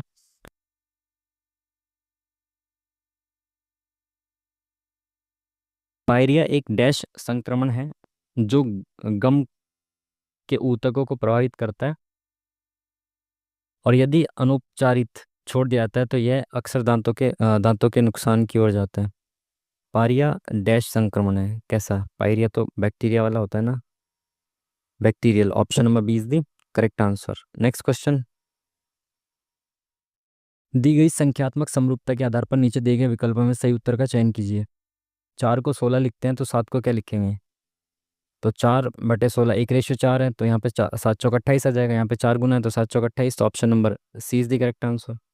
Next question. Easy question है भाई, सरल करना है इसको। ठीक है। तो सबसे अंदर वाला ब्रैकेट पहले सरल कर लो भाई। 4 6 24, 4 6 24 हो गया, तो 18 में से 6 गया 12, डिवाइडेड बाई 6 6 दूनी 12 2, और इससे इसको काटा 12, 12 में से 2 गया 10, 40 में से 10 गया 30, 65 में से 30 गया 35। तो option number 20 the correct answer. Next question. मौलिक कर्तव्यों को डैश की सिफारिश पर भारतीय संविधान में शामिल किया गया था, तो कौन थे वो? स्वर्ण सिंह समिति की सिफारिश पर 42वें संविधान संशोधन के माध्यम से इसमें 51A में शामिल किया था। ठीक है। 17 से 24, तो ये कितना? +7। 24 से 38, तो 24 34 और 4 +14। 7 14 21 है क्या? 8 9 3 2 5 21। 28 है क्या? 60 70 80 87। ठीक है, तो +28। तो 7 का पहाड़ा पढ़ पढ़ के प्लस हो रहा है, तो 7 दूनी 14 7 21 7 चौक 28 7 पंजे 35। तो 7 5 12, 122 is the correct answer. Next question. P Q T में पी क्यू बराबर पी टी, क्यू टी। अच्छा, क्यू टी आ गई भाई, क्यू टी। ठीक है। नेक्स्ट। क्या बोला इसने? पी क्यू टी में पी क्यू बराबर पी टी। ठीक है। क्यू टी पर बिंदु आर और एस इस प्रकार है, क्यू टी पर एक आर है और एक एस है। इस प्रकार है कि पी आर, तो पी आर और पी एस ये भी दोनों बराबर है। ठीक है, ये दोनों भी बराबर है। पी टी एस, तो पी टी एस ये कितना है आपका? 62 है। और आर पी एस, तो आर पी एस ये कितना है आपका? 34 है। तो क्यू पी आर यानी कि ये आपको निकालना है। ठीक है, ये 62 है तो ये 62 हो जाएगा, क्योंकि जो दो भुजाएं बराबर होती हैं उनके दो एंगल बराबर होते हैं। तो ये दोनों 62 है, तो ये पूरा कितना हो जाएगा? ये 124 हो गया। 180 में से 124 गया, कितना बचा? 56 बचा। ठीक है। और अगर मैं 56 में से 34 को हटा दूं तो कितना बचेगा? 6 में से 4 गया 2, 22। तो ये दोनों बराबर बराबर हो जाएंगे, ये भी 11 ये भी 11। तो क्यू पी क्या पूछा है? क्यू पी आर कितना हो जाएगा? 11। Option number 1 is the correct answer. Next question.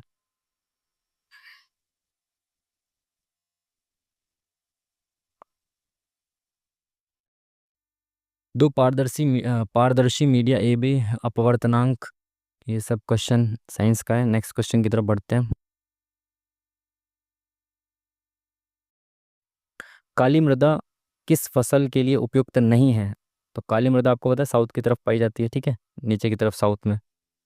कपास तो मेन है जो काली मृदा में होती है। गन्ना, गेहूँ, मूंगफली। मूंगफली और कपास जो है वो मेनली काली मिट्टी की ही फसलें हैं, ठीक है। गन्ना भी साउथ की तरफ होता है, बट गेहूँ मोस्टली नॉर्थ की तरफ होता है, और गेहूँ के लिए जलोढ़ मृदा की जरूरत होती है ज़्यादा। तो I think C option correct होना चाहिए। Option number C is the correct answer. Next question. Frantic शब्द के प्रत्येक स्वर को अंग्रेजी वर्णमाला के क्रम में आने वाले क्रम में उसके बाद वाले अक्षर से बदल दिया जाता है। प्रत्येक व्यंजन को उससे पहले वाले अक्षर से बदल दिया जाता है। इस प्रकार बने समूह में निम्नलिखित में से कौन सा अक्षर दो बार दिखाई देगा? तो भाई लिख लो इसको जल्दी जल्दी से, आसान सवाल है, ठीक है। क्या किया इसने? कहा है कि स्वर को उसके बाद वाले अक्षर से, तो स्वर कौन कौन सा? ए ई आई ओ यू, तो इसके बाद वाले से बदल दो इसको। आई के बाद जे आएगा। प्रत्येक व्यंजन को उससे पहले वाले, तो यहाँ पे क्या आएगा? एफ की जगह E F, Q R, M N, S T, B, C, ठीक है। तो दो बार कौन सा आया भाई? दो बार कौन सा है? बी और बी, तो दो बार बी आया। Option number one is the correct answer. Next question. X plus Y बराबर 18, एक्स और वाई का गुणनफल 77 है, तो निम्नलिखित में से संख्याओं का कौन सा जोड़ा एक्स और वाई का मान हो सकता है? तो भाई एक्स और वाई दोनों जोड़ के तो 18 आ रहा है, ठीक है, गुणा करके 77 आ रहा है क्या? नहीं, 18 आ रहा है, गुणा करके 77 आ रहा है, तो ऑप्शन नंबर बी। ये भी कोई सवाल है क्या? इतना आसान। Next question. कुल सूर्य ग्रहण तब होता है जब, कुल सूर्य ग्रहण जो होता है वो तब होता है जब तीनों एक दिशा में हो, सीधा ही में हो, एक दिशा नहीं, सीध में हो एकदम। दूर पृथ्वी छाया में प्रवेश करता है, सूर्य चंद्रमा पृथ्वी एक सीधी रेखा में होते हैं, तो option number C is the correct answer. Next question. Plus और माइनस के स्थान परस्पर बदल दिए जाते हैं, और डिवाइड और इंटू के बदल दें एक साथ। तो भाई देखो, इंटू की जगह डिवाइड, डिवाइड की जगह इंटू, माइनस की जगह प्लस, इंटू की जगह डिवाइड, प्लस की जगह माइनस, माइनस की जगह प्लस और प्लस, ठीक है। तो सात और सात एक आ जाएगा, डिवाइड करके एक आठ है आठ, ठीक है। प्लस 6 दूनी 12, 2, माइनस 17, प्लस 14, प्लस 100, ठीक है। आठ और दो 10, और माइनस का 7 बचा, तो 7 बचा और 107। Option number C is the correct answer, ठीक है। नेक्स्ट क्वेश्चन भाई। 435 को एक पूर्ण वर्ग बनाने के लिए इसमें जोड़ी जाने वाली सबसे छोटी संख्या क्या है? 435, तो 441 होता है सबसे आसपास इसका वर्ग 21 का, तो इसमें 6 जोड़ दो। Option number C is the correct answer. 21 का वर्ग होता है ना 700, 700 कह रहा हूँ, 441। चलिए, इसका एलसीएम आपको निकालना है। देखो, जब भी फ्रैक्शन का एलसीएम निकालना है आपको, तो ऊपर वालों का एलसीएम, नीचे वालों का एचसीएफ निकालना होता है, ठीक है। तो ऊपर वालों का एलसीएम देखें कितना होगा? 10, 20, 50, तो 5 दूनी 10, 10 को मैंने तोड़ के लिख दिया। 20 को कैसे लिखेंगे? 5 चौक 20, तो 5 × 2 की पावर 2। 55 को कैसे लिखेंगे आप? तो 5 × 11, ठीक है। तो सबकी मैक्सिमम पावर ले लो, 2 दूनी 4 × 5 × 11, 20 और 11 कितना हो जाएगा? 220। तो एलसीएम तो 220 आ गया, ये ऑप्शन खत्म। हाईएस्ट कॉमन फैक्टर और देखना अब नीचे वालों का, तो नीचे वालों का एचसीएफ क्या होगा? 21, 63, 56 का एचसीएफ 554 हो सकता है क्या? कभी नहीं हो सकता 554। एचसीएफ तो इनका छोटे होगा ना इनसे, तो 7 इनका एचसीएफ हो जाएगा। Option number 20 the correct answer. Next question. प्रवाही योजना डैश की योजना होती है? प्रवाही योजना, रोलिंग प्लान। अच्छा, ये तो आपको पता है ना, पंचवर्ष योजना में जब गैप आया था तो एक एक वर्ष का जो प्लान था वो लागू किया गया था, है ना। रोलिंग प्लान मतलब एक साल का जो प्लान होता था। इलेक्ट्रिक ओवन का सीमांक इतना है भाई, साइंस का क्वेश्चन है। आगे बढ़ेंगे तेजी के साथ। Next question. रानीता की साप्ताहिक आय का 42%, तो रानीता का 42%, भास्कर 42% भास्कर की साप्ताहिक आय के 56% के बराबर है, तो ये बराबर है भास्कर की साप्ताहिक आय के 56% के, ठीक है। तो इनका रेशियो निकाल दो, कितना हो जाएगा? 7 × 6 = 42, 7 × 8 = 56, 14 × 3 = 42, 14 × 4 = 56। तो ए अपॉन में बी कितना आ जाएगा? सॉरी, ए बी कह रहा हूँ, आर अपॉन में बी कितना आ जाएगा? 4/3, ठीक है। तो ये इनकी साप्ताहिक आय का रेशियो आ गया, ठीक है। ठीक है, आगे इसने क्या बोला? भास्कर की साप्ताहिक आय में 200 रुपए की वृद्धि की जाती है, जबकि रानीता की साप्ताहिक आय में कोई परिवर्तन नहीं होता। तो भाई देखो, रानीता और भास्कर 4:3 है इनकी इनकम का रेशियो, ठीक है। रानीता की साप्ताहिक आय में कोई परिवर्तन नहीं हो रहा। और क्या था इसमें, भास्कर की साप्ताहिक आय कितनी बढ़ाई जा रही है, 200 रुपये बढ़ाई जा रही है। तो रानीता और भास्कर की जो साप्ताहिक आय है उसका रेशियो कितना हो जाएगा, 5:4। ठीक है, बिल्कुल ठीक है। तो रानीता की साप्ताहिक आय बतानी है वो कितना है। देखो भाई, भास्कर की आय बढ़ रही है लेकिन रानीता की तो सेम रहनी चाहिए ना, जितनी पहले उतनी बाद में। तो इसको सेम बना दो, ऊपर 5 से और नीचे 4 से मल्टीप्लाई कर दो। देखिए तो 5 चौक 20, 5 तिया 15, 4 पंजे 20, 4 चौक 16। ठीक है, तो ये 20, ये 15, ये 20, ये 16। तो रानीता की तो साप्ताहिक आय सेम रहेगी, नहीं बढ़ेगी। और भास्कर की कितनी हो जाएगी, 15 से 16 हो जाएगी। तो 1 यूनिट की वैल्यू 200 दे रखी है। पूछा क्या आपसे, रानीता की साप्ताहिक आय, 1 यूनिट की वैल्यू कितनी आ गई, 200। और रानीता की साप्ताहिक आय कितनी है, 20 है। तो 20 यूनिट की वैल्यू निकालनी है, तो 2 दूनी 4, 4 3, option number 20 the correct answer. Next question.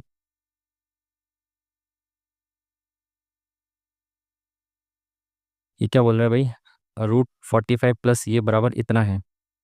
तो ये प्लस ये का मान बताना है आपको।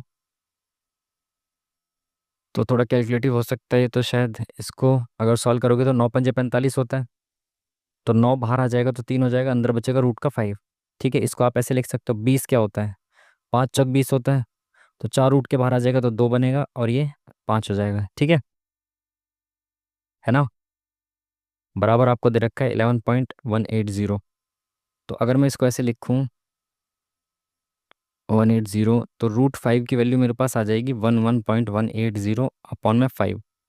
तो 5 दूनी 10, 5 दूनी 10, 5 तिया 15, 5 6 30। ठीक है, 2.2236। तो ये √5 की वैल्यू आ गई।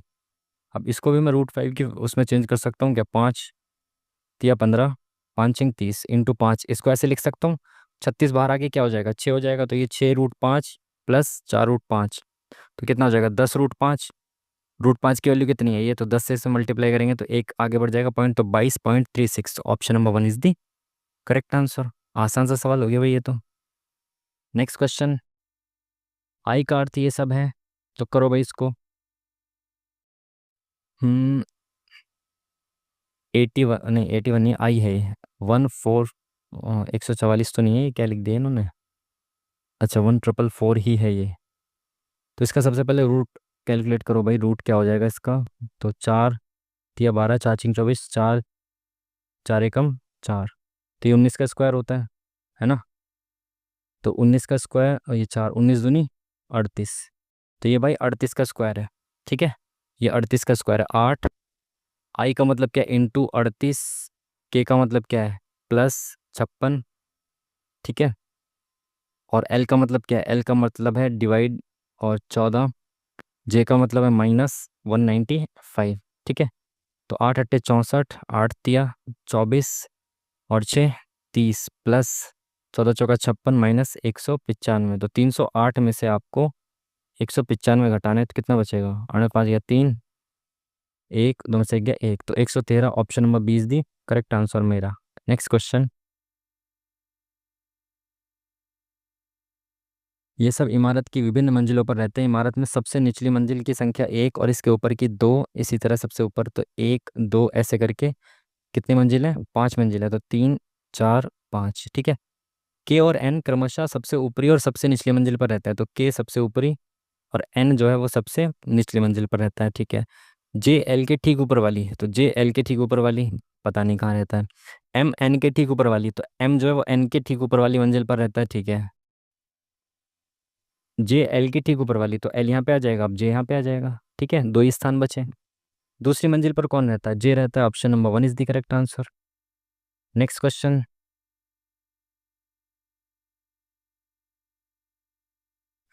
मरुश्री डैश के दौरान आयोजित एक रेगिस्तानी शोभा यात्रा है। हॉर्नबिल तो आपको पता है नागालैंड, ये तो हो नहीं सकता। जैसलमेर राजस्थान में। ठीक है, पुष्कर मेला राजस्थान, गोवा कार्निवल नहीं हो सकता। तो इन दोनों में से एक होगा, रेगिस्तानी शोभा यात्रा है। तो पुष्कर मेला और जैसलमेर। आई थिंक जैसलमेर रेगिस्तानी इलाका है ज़्यादा, है ना। तो मैं इसके साथ जाना चाहता हूँ ऑप्शन नंबर सेकंड के साथ। बाकी आई एम नॉट श्योर। इतना श्योर है कि बी और सी में से एक होगा, देख लेंगे कौन सा होगा। ठीक है, चलिए। क्या बोला इसने, उस विकल्प का चयन कीजिए सार्थक शब्द बनाता है। तो इस सार्थक शब्द बनाता है, एक बार पुट करके देख लो। 8 यहाँ पे रखेंगे तो 8 आ गया ई। दो कितने, दो क्या हो गया आर। 5 क्या है, 5 5 5 5 ए। और 4 4 4 हो गया एल। ये तो कोई शब्द बनता नहीं दिख रहा। एक क्या ई। ये तो नहीं दिख रहा कुछ शब्द बनता हुआ। सेकंड के साथ जाएंगे। 7 7 7 कहाँ पे एन। 2 कहाँ पे आर। एन आर से भी कोई शब्द शुरू थोड़ी हो जाएगा, देखते हैं। 5 क्या है, 5 है ए। 3 है आपका टी। और एक क्या है आपका ई। 8 है आपका ई। और 4 है एल। 6 है आपका वी। तो ये भी कोई शब्द नहीं हुआ।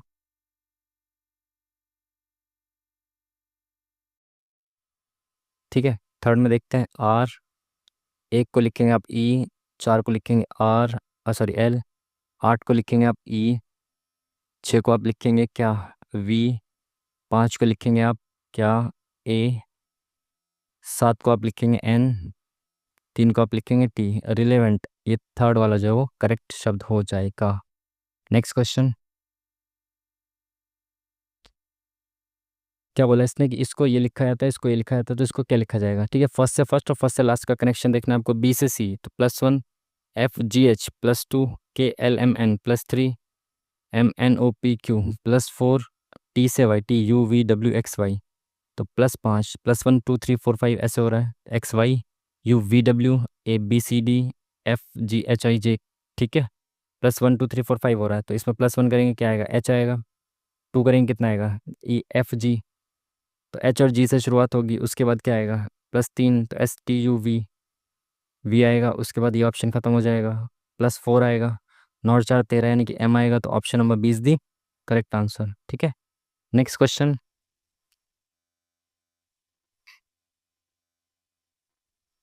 यदि x +5 दो संख्याओं इतने और इतने का मध्यानुपाती है, मीन प्रोपोर्शन है, तो x का मान बताना है आपको। आपको बताइए मीन प्रोपोर्शन दे रखा है इन दोनों का। तो इतना आपको पता है कि B² बराबर AC होता है। तो ये B दे रखा है आपको। ठीक है, तो B² बराबर A × C होना चाहिए। अब आप स्क्वायर करेंगे तो बहुत ज़्यादा टाइम लग जाएगा इसमें। तो मेरे हिसाब से आपको क्या करना चाहिए कि आपको करना चाहिए ऑप्शन पुट। ये B² बराबर A × C आना चाहिए। तो x की वैल्यू पूछे ना, x की वैल्यू 2 पुट करके देखो, यहाँ पे 2 और यहाँ पे 2। तो कितना होगा, 4 × 9 दूनी 18। 9 दूनी 18, 11 9 और 2 11। तो 11 चौक 44। तो B² 44 हो सकता है क्या, यहाँ रख के देख लो 2। तो 7 का स्क्वायर 44 है क्या, नहीं। ठीक है, अब सेकंड ऑप्शन पुट करो 5। तो 5 और 2 7। इंटू, इंटू क्यों कर रहे हैं आपको पता है ना, B² बराबर AC होता है। तो ये A है, ये, अरे यार, ये A है और ये C है, ये B है। ठीक है, तो यहाँ पे क्या है, 5 9 5 14 14 7 98। तो यहाँ पे 5 10 का स्क्वायर 98 हो जाएगा क्या, नहीं। 7 को पुट करके देखो। 7 और 2 9। इंटू 9 7 16, 16 9 में 144। और 7 यहाँ पे रखेंगे, 7 5 12। तो ये 12 का स्क्वायर है, यानी कि 7 जो है वो सेटिस्फाई कर जाएगा। इतना लंबा सॉल्यूशन करने की जरूरत नहीं थी, केवल ऑप्शन पुट कर लेते बस। 9 और 4 13। 13 7 और 2 9। और 22 और 8 और 8 16।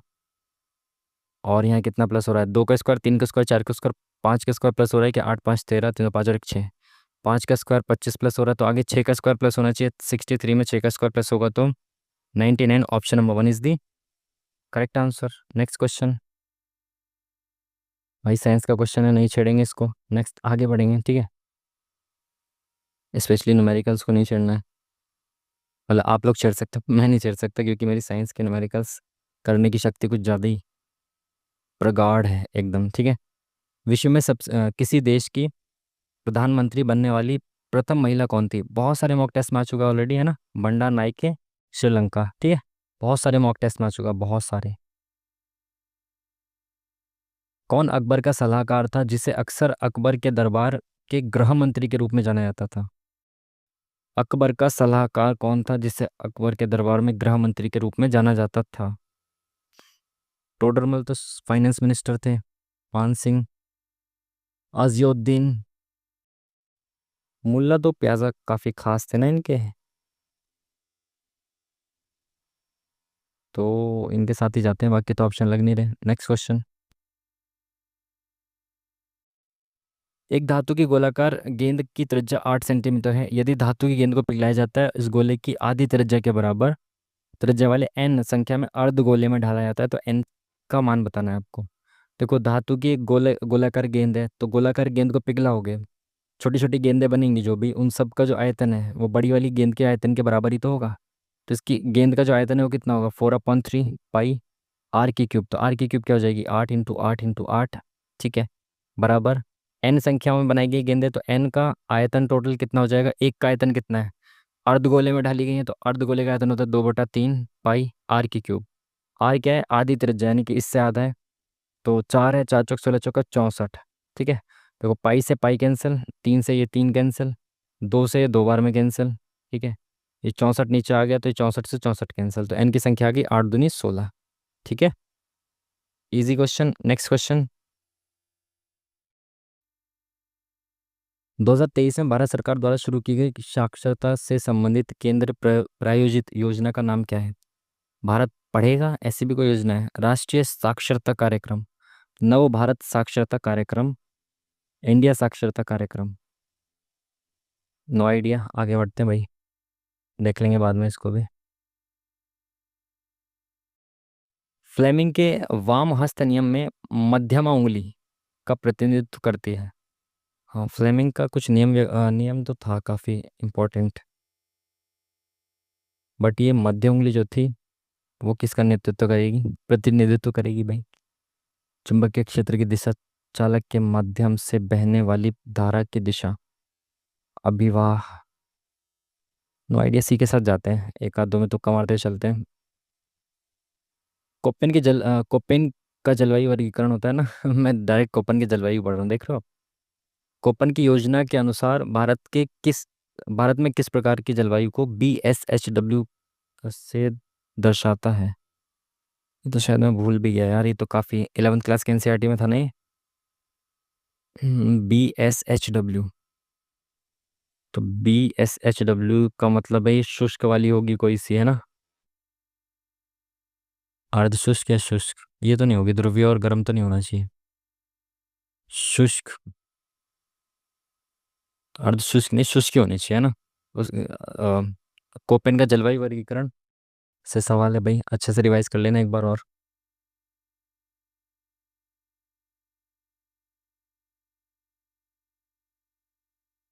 कुछ धारा वहन करने वाले एक विद्युत परिपथ में एक से दूसरे बिंदु तक एक इकाई आवेश ले जाने में दोनों बिंदुओं के बीच किया गया कार्य कितना होता है।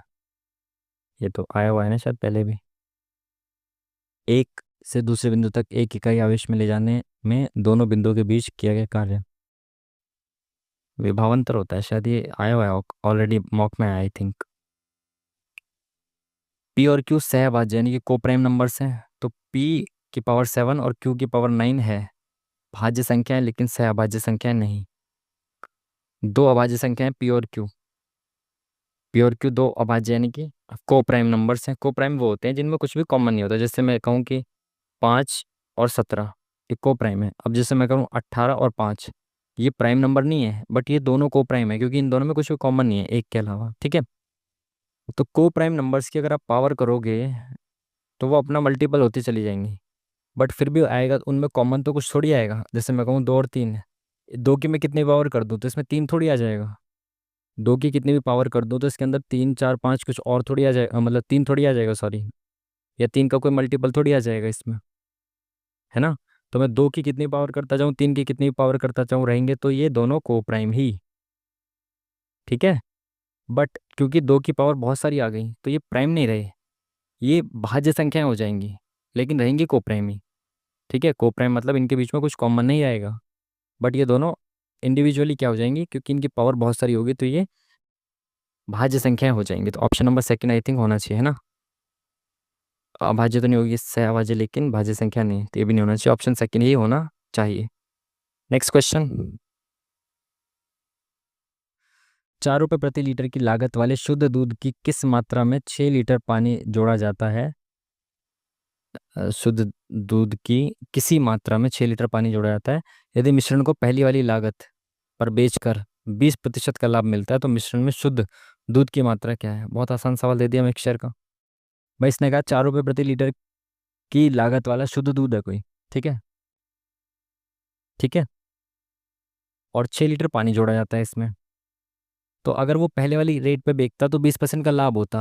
अब देखो, दूध की मात्रा पहले कुछ थी, उसमें पानी मिला दिया है ना, वाटर ऐड कर दिया, इसी रेट पे बेचा जिस पे पहले बेच रहा था, तो प्रॉफिट कितना हुआ? 20% का प्रॉफिट हुआ।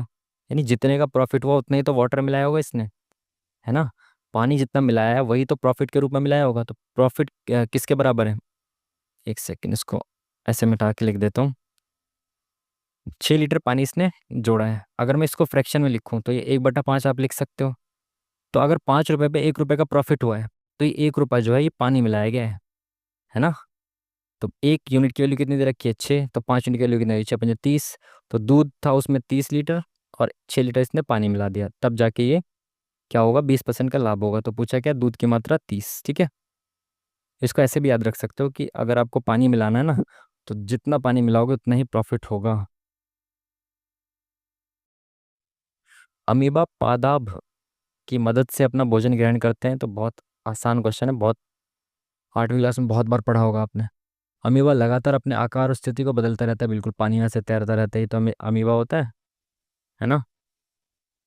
नेक्स्ट क्वेश्चन, क्या बोला इसने? कौन सा सही है? दोनों सही है। ठीक है, नेक्स्ट क्वेश्चन।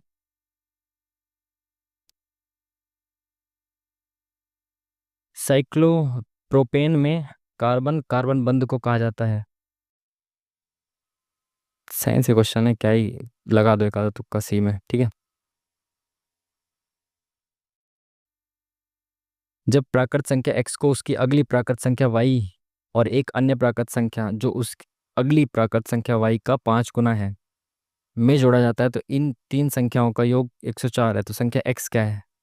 x को उसकी अगली प्राकृत संख्या y और एक अन्य प्राकृत संख्या जो अगली प्राकृत संख्या y का 5 गुना है में जोड़ा जाता है, तो तीनों संख्याओं का योग 104 आता है। तो क्यों टाइम खराब करना है? x का मान दे ही रखा है आपको, ऑप्शन से पुट कर लो। 14 अगर है, अगर x मैंने 14 मान लिया, तो y इसकी अगली संख्या हो गई 15, और तीसरी संख्या क्या होगी? y का 5 गुना, यानी कि 15 5 75 हो गई। तो ये कितना हो गया? 10 4 14 7 8 9 10 लो, ऑप्शन पहले ही वाला पुट हो गया, करने की जरूरत ही नहीं पड़ी मेहनत इतनी। चार ऑप्शन को पुट करके देख लेते, खत्म काम। नेक्स्ट क्वेश्चन भाई। गोलाकार दर्पण जिसकी परावर्तक सतह अंदर की ओर मुड़ी होती है, अंदर की ओर मुड़ी होती है, तो देखो अंदर, ऊपर और अंदर, जो ऊपर की तरफ होता है उसे आप कहते हैं उत्तल लेंस, जो अंदर की तरफ होता है उसको कहते हैं आप अवतल लेंस। तो इसने ही तो पूछा है अंदर की तरफ, तो अंदर की तरफ तो अवतल ही होना चाहिए। Option number C is the correct answer. Next question. Odd one out छांटना है आपको, तो लास्ट वाले पेयर से, मैंने हमेशा आपको बोला है कि लास्ट वाले पेयर से चेक करना है शुरू। ठीक है। ST+1, UV+1, YZ+1, WXY plus, sorry, VW, तो -1 हो रहा है इसमें। बाकी सब में +1 हो रहा है, लास्ट के पेयर में इसमें -1 हो रहा है, तो ये ऑड वन आउट हो गया, खत्म काम। Next question. East India company के शासन के तहत बैंकिंग प्रणाली को 1881 में डैश के रूप में पेश किया गया था, जो 1958 तक संचालन में था। बैंकिंग प्रणाली को 1881 में डैश के रूप में पेश किया गया था। अ, अवध कमर्शियल बैंक के रूप में पेश किया गया था, आई थिंक। और ये शायद पहली ऐसी बैंक भी थी जो केवल भारतीयों के नेतृत्व में थी। भारतीयों के प्रबंधन, मतलब भारतीय लोग ही इसको चला रहे थे मोस्ट, शायद, I think. Awadh commercial bank, है ना। 1881, 1881, अवध ही थी शायद, अवध कमर्शियल बैंक थी। Option number 20 the correct answer होना चाहिए। Next question. M, N और O इतने इतने रुपए का निवेश कर एक व्यवसाय प्रारंभ करते हैं, कुछ महीनों के बाद N व्यवसाय छोड़ देता है, और अगले 3 महीनों के बाद O भी व्यवसाय छोड़ देता है। यदि 12 महीने के बाद उनके लाभ का अनुपात इतना है, तो N कितने महीनों के बाद व्यवसाय छोड़ता है?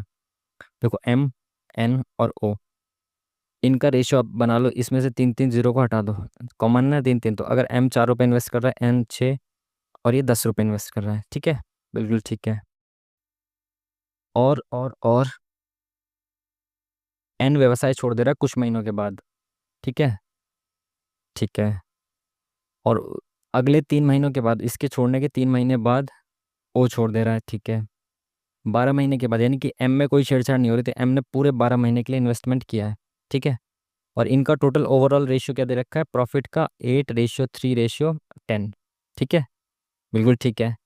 अगर इसने 12 चौक 48, 48 रुपये का इन्वेस्टमेंट किया, जो टोटल इन्वेस्टमेंट होता है उसका रेशियो बराबर प्रॉफिट के रेशियो की होता है। अब देखो, एम का तो 48 मान है, बट एक्चुअल में रेशियो कितना, 8 है, यानी ये जो है इसका 6 गुना है, तो 8 × 48, तो इसका 6 गुना कितना हो जाएगा, 18, और इसका 6 गुना कितना हो जाएगा, 60, ठीक है। समझ पाए बात को, ठीक है।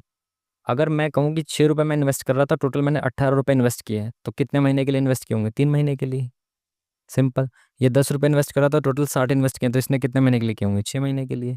तो पूछा गया इसने एन कितने महीने के बाद व्यवसाय छोड़ता है, तो 3 महीने के लिए इसने इन्वेस्टमेंट किया था, 3 महीने बाद ही छोड़ जाएगा, खत्म काम। Option number C is the correct answer. आसान सवाल। स्वतंत्रता संग्राम के विभाजन चरण के बारे में निम्नलिखित कथनों पर विचार कीजिए। 1947 की माउंटबेटन योजना ने ब्रिटिश भारत को दो अधिराज्यों भारत और पाकिस्तान में विभाजित करने की मांग की, बिल्कुल सही बात। योजना ने सीमाओं के सीमांकन हेतु एक परिसीमन आयोग की स्थापना का प्रावधान किया था। सीमाओं का सीमांकन किया गया था ना, बिल्कुल किया गया था, ठीक है। देश के विभाजन के समय जवाहरलाल नेहरू कांग्रेस के अध्यक्ष थे। कांग्रेस के अध्यक्ष 47 में, आई थिंक कौन थे, नेहरू जी तो नहीं थे, तो 100% श्योर हैं, बट थे कौन, आई थिंक कृपलानी साहब थे शायद, जे बी कृपलानी। तो थर्ड तो गलत हो जाएगा, ऑप्शन नंबर फर्स्ट और सेकंड होना चाहिए। Next question. किस तत्व में 3 कक्षक होते हैं जो पूरी तरह से इलेक्ट्रॉन से भरे होते हैं। अगेन नो आइडिया, सी के साथ जाते हैं ठीक है, सी तुक्के मार लेते हैं साइंस में, और क्या ही कर सकते हैं, साइंस तो बिल्कुल ब्लैंक जा रहा है मामला। सिल्वर के आभूषण और सिल्वर के सिक्के लंबे समय तक वायु के संपर्क में रहने पर उनकी सतहों पर काली परत बन जाती है, ये काला पदार्थ क्या है। आभूषण और सिल्वर के सिक्के लंबे समय तक वायु के संपर्क में रहने पर उनकी सतहों पर काली परत बन जाती है, तो ये काला पदार्थ क्या है। नो आइडिया, नेक्स्ट क्वेश्चन देखते हैं। कांच किस पदार्थ की अवस्था से संबंधित है, कांच क्या है भाई। कांच, ये पहले आया हुआ है शायद क्वेश्चन। कांच ठोस तो होता है, लेकिन द्रव परमाणु की संरचना होती है, इसका सही आंसर ये होना चाहिए, option number C is the correct answer. Next question. Titanium की द्रव्यमान संख्या, अगेन इसमें तुक्का मारे, क्या आप क्या ही तुक्का मारना है यार, हर किसी में नहीं तुक्का मार सकते आप। नेक्स्ट क्वेश्चन, साइंस के क्वेश्चंस भाई हमें तो बड़ा दिक्कत कर रहे हैं। जलियांवाला बाग हत्याकांड किस शहर में हुआ था, अमृतसर में। बहुत आसान सा सवाल, अप्रैल में, याद रखना है इसको आप, याद रखिए, शायद याद ही होगा आपको। क्या बोल रहा है कि उत्पादों के निर्माण और बिक्री को दर्शाता है, बिना बिके लैपटॉप की संख्या ज्ञात कीजिए। उत्पादन है ये, और ये बिक्री है हज़ारों में, ये लैपटॉप की। बिना बिके हैं तो भाई 33,000 का उत्पादन हुआ और 25,000 बिक गए, तो बिना बिके कितने रहे, 8,000 बचे ना बिना बिके। Option number C is the correct answer. Next question.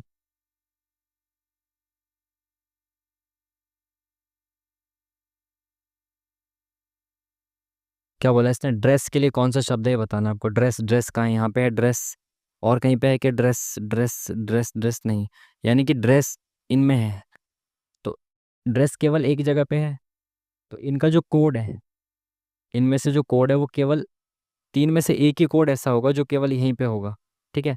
जैसे देखो MOJ या MOZ, MOZ, और कहीं पे है क्या, MOZ कहीं पे नहीं है, तो मोस्ट प्रोबेबली MOZ होना चाहिए ड्रेस का कोड। बाकी और चेक कर लो, LAM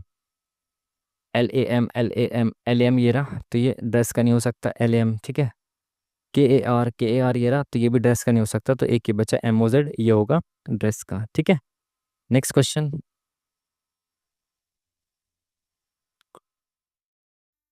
यदि वस्तु अवतल लेंस के प्रकाशिक केंद्र O और अनंत के बीच रखी गई है तो अपवर्तन के बाद प्रतिबिंब कैसा बनेगा? अवतल लेंस के प्रकाशिक केंद्र O और अनंत के बीच रखी गई है तो अपवर्तन के बाद प्रतिबिंब कैसा बनेगा? अनंत के बीच में रखी गई है तो अपवर्तन के बाद कैसा बनेगा? छोटा बनेगा ना, छोटा बनेगा। ऑप्शन नंबर 1 करेक्ट होना चाहिए। श्योर तो नहीं है बट देख लेंगे। एक व्यक्ति स्थिर जल में 12 किलोमीटर प्रति घंटा की गति से नाव चला सकता है। धारा की गति इतनी है। व्यक्ति द्वारा प्रति प्रवाह यानी कि down stream sorry upstream 50 kilometre, अनुप्रवाह यानी कि डाउन स्ट्रीम 70 किलोमीटर की दूरी तय करने में लगेगा। कुल समय बताना है आपको। देखो स्थिर जल में चाल यानी कि x बराबर आपको दे रखा है 12, और धारा की चाल यानी कि y बराबर आपको दे रखा है 2। तो अपस्ट्रीम क्या होता है x-y, और डाउन स्ट्रीम क्या होता है x+y। तो प्रति प्रवाह यानी कि 50 50 किलोमीटर जाना है, x-y कितना हो जाएगा 10 हो जाएगा, प्लस 70 किलोमीटर जाना है, अनुप्रवाह यानी कि 12 और 2 14। तो यहाँ कितना आ गया 5 14 पंजे 70। तो कितना समय लग गया 10 घंटे का। Option number D is the correct answer. Next question. कौन सही है ये बताना है आपको। जैव निम्नीकरण, बायोडिग्रेडेशन की बात हो रही है क्या? हाँ ठीक है। पदार्थ पर्यावरण में लंबे समय तक बने रहते हैं, कौन सा सही है बताना है। ये तो जो निम्नीकृत होते हैं लंबे समय तक थोड़ी बने रहते हैं, उनका तो डिकम्पोजिशन हो जाता है ना, डिकम्पोज हो जाते हैं वो तो। अजैव निम्नीकरणीय पदार्थों को ऊष्मा दाब जैसी भौतिक प्रक्रियाओं द्वारा विघटित नहीं किया जा सकता। अजैव निम्नीकरणीय पदार्थों को ऊष्मा और दाब जैसी भौतिक प्रक्रियाओं द्वारा विघटित नहीं किया जा सकता। किया जा सकता है बट समय बहुत ज़्यादा लगता है ना। अजैव निम्नीकरणीय पदार्थ पारिस्थितिकी तंत्र के विभिन्न सदस्यों की मदद करते हैं, तो 100% गलत है। एंजाइम जीवाणु और एंजाइम जीवाणु या अन्य मृतजीवी जैव निम्नीकरण पदार्थ पर कार्य करते हैं और उन्हें विघटित करते हैं, बिल्कुल सही बात है। एंजाइम वगैरह ये तो इनको डिकम्पोज करते हैं। Next question. एक असंगत है, असंगत को छांटना है आपको। वैगन, वैगन क्या होता है भाई? कॉकपिट, कॉकपिट तो आप समझते हैं ना जिसमें पायलट बैठता है। बर्थ, ट्रेन में होती है जो सीट। प्लेटफॉर्म, प्लेटफॉर्म ट्रेन का होता है ना। बर्थ और प्लेटफॉर्म ट्रेन से रिलेटेड है, ये आपका एरोप्लेन से रिलेटेड है। वैगन किससे रिलेटेड है भाई? वैसे दो अगर ट्रेन से रिलेटेड है तो ये भी कुछ ट्रेन से रिलेटेड ही होगा, ये अलग है ना एरोप्लेन से रिलेटेड, तो सेकंड वाला अलग होना चाहिए। Next question. किस क्षेत्र में किरचॉफ के नियम किरचॉफ के नियम संबंधित हैं? किरचॉफ का तो बहुत बार आया हुआ है ना, ये तो शायद किरचॉफ विद्युत से संबंधित है ना, विद्युत परिपथ ऐसे कुछ करके, या प्रकाशिकी तो नहीं हुआ ना। किरचॉफ का तो बहुत बार पूछा हुआ है, पीवाई क्यू में भी आया है शायद, और ये बार बार मॉक टेस्ट में भी आया हुआ है। नेक्स्ट क्वेश्चन देख लो भाई।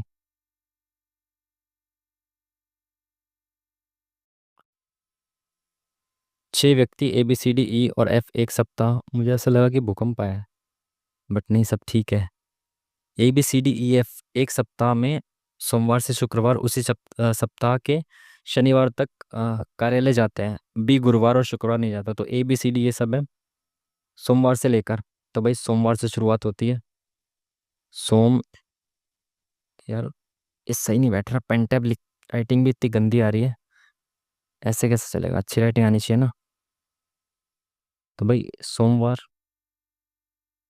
मंगलवार, फिर बुधवार है आपका, और फिर गुरुवार है, फिर शुक्रवार है, और फिर शनिवार है। ठीक है, ठीक है। बी गुरुवार और शुक्रवार, शुक्रवार कार्यालय नहीं जाता है, तो ठीक है बी गुरुवार और शुक्रवार को बी नहीं जाएगा, ठीक है। ठीक है। आगे EF के ठीक बाद कार्यालय जाता है, ठीक है। जो शुक्रवार को कार्यालय नहीं जाता है, जो मतलब एफ भी शुक्रवार को कार्यालय नहीं जाता है, ठीक है। व्यक्ति बी और सी के कार्यालय जाने के बीच 2 दिन का अंतर है, ठीक है। ओके। और आगे क्या बोला इसने? जहाँ बी सी के बाद जाता है तो बी सी के बाद जाता है, ठीक है। ए सप्ताह के पहले दिन जाता है तो ए यहाँ पे जाता है, ठीक है। अब शुरुआत से दोबारा देखना पड़ेगा।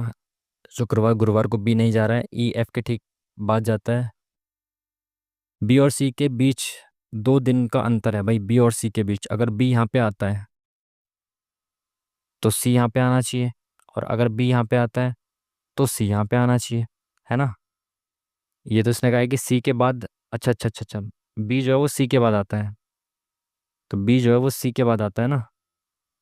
तो अगर सी यहाँ पे है तो बी यहाँ पे होना चाहिए था, बट बी यहाँ नहीं हो सकता। तो अगर सी यहाँ पर है तो बी यहाँ पर होगा, ये तो तय हो गया भाई। इनके बीच में 2 व्यक्ति आते हैं ना, ठीक है, क्योंकि यहाँ तो बैठ नहीं सकता बी, ठीक है, तय हो गया। उसके बाद इन्होंने क्या बोला था कि एफ वाला कहाँ गया, ई एफ के ठीक बाद कार्यालय जाता है। ई जो है वो एफ के ठीक बाद, तो एफ यहाँ जाता होगा और इसके जस्ट बाद ई जाता है। ई जो है वो एफ के ठीक बाद, एफ के ठीक बाद आ गया, ठीक है।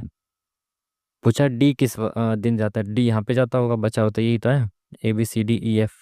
तो डी जाता है आपका मंगलवार को, option number 20 the correct answer. Next question.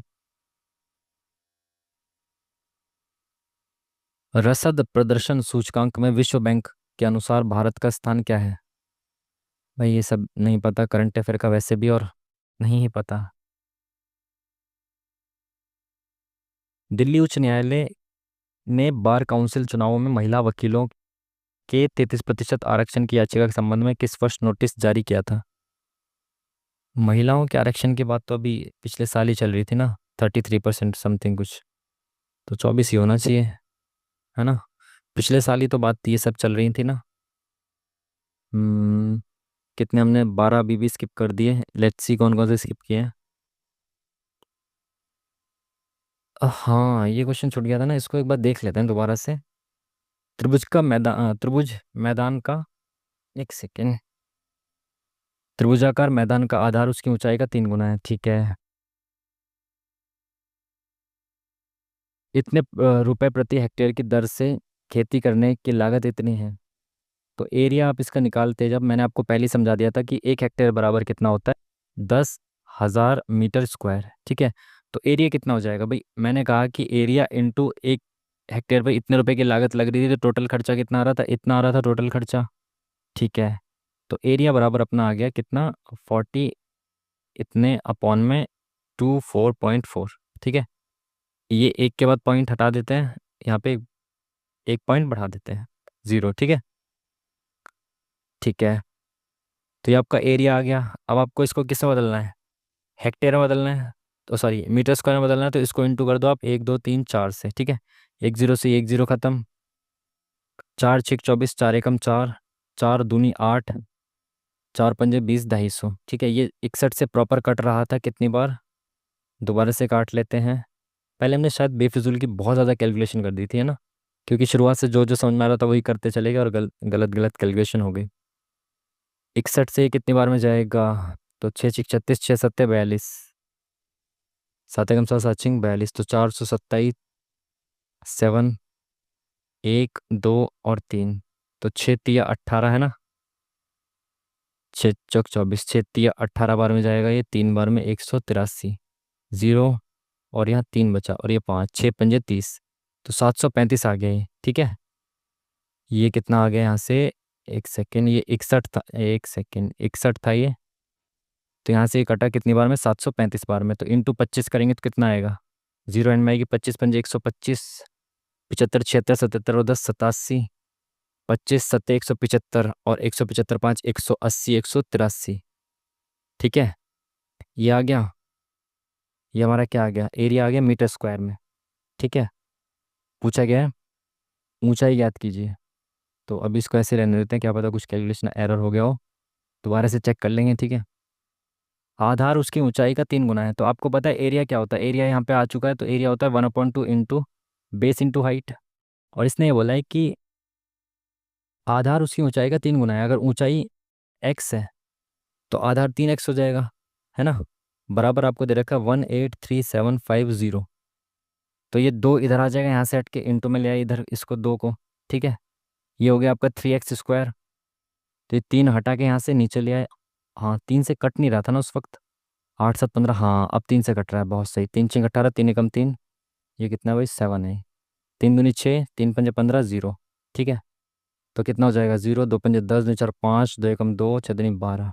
ठीक है, तो एक्स स्क्वायर बराबर आ गया 1225 00, और 1225 आप सबको पता है कि 35 का स्क्वायर होता है। तो 1225 इंटू 100 ऐसे लिख सकते हो आप इसको रूट के अंदर। एक्स स्क्वायर बराबर ये आया ना, तो ये आ गया 35 और ये आ गया बाहर 10, तो 35 और इंटू 10 कितना हो जाएगा, 350। लेकिन पूछा क्या है इसने, ऊंचाई पूछी है ना, तो ऊंचाई क्या है, ऊंचाई का 3 गुना, तो ऊंचाई हमने एक्स मानी है, तो एक्स की वैल्यू पूछी है, तो 350 आ गई। लो, इतना सा सवाल था, उसमें हमने पता नहीं क्यों इतना टाइम खर्च कर दिया। देखो 10 मिनट, ओ माई गॉड भाई, इसके टोटल 10 मिनट हो चुके हैं और अभी हमने शायद 2 ही मिनट लिए हैं। तो इससे पहले हम 7 8 मिनट इस पर खर्च कर चुके हैं ऑलरेडी। ठीक है, ये होता है छोटा मोटा कैलकुलेशन एरर हो जाता है, तो उसमें फिर आप लगे ही रहते हो। 31, ये कैसे नहीं किया हम, अच्छा मेरे को लगा ये उसका रेशियो का सवाल है। वोल्ट था, प्रवाहित, ये सब। खैर नेक्स्ट क्वेश्चन देख लेते हैं। 36, परिणाम प्रतिरोध कितना होगा। 58, 68, ये न्यूमेरिकल ही दे रखे हैं साइंस के भी। ये क्या है, साक्षरता संबंधित केंद्रीय प्रायोजित योजना का नाम क्या है। पढ़ेगा साक्षरता कार्यक्रम, नवभारत साक्षरता कार्यक्रम, इसमें भी लगा ही देते हैं एक आधा तुक्का, चलो सी। नेक्स्ट, 73 हो गया हमारा, अब हमारा 87। इसमें भी लगा देंगे, तो क्या पूछा इसने, सिल्वर के आभूषण और सिल्वर के सिक्के लंबे समय तक वायु के संपर्क में रहने पर उनकी सतहों पर काली परत बन जाती है। अरे यार टाइम खत्म हो गया, इसमें भी लगा देते सी। खैर साइंस के क्वेश्चंस तो आज बहुत ज़्यादा टफ से लगे मेरे को।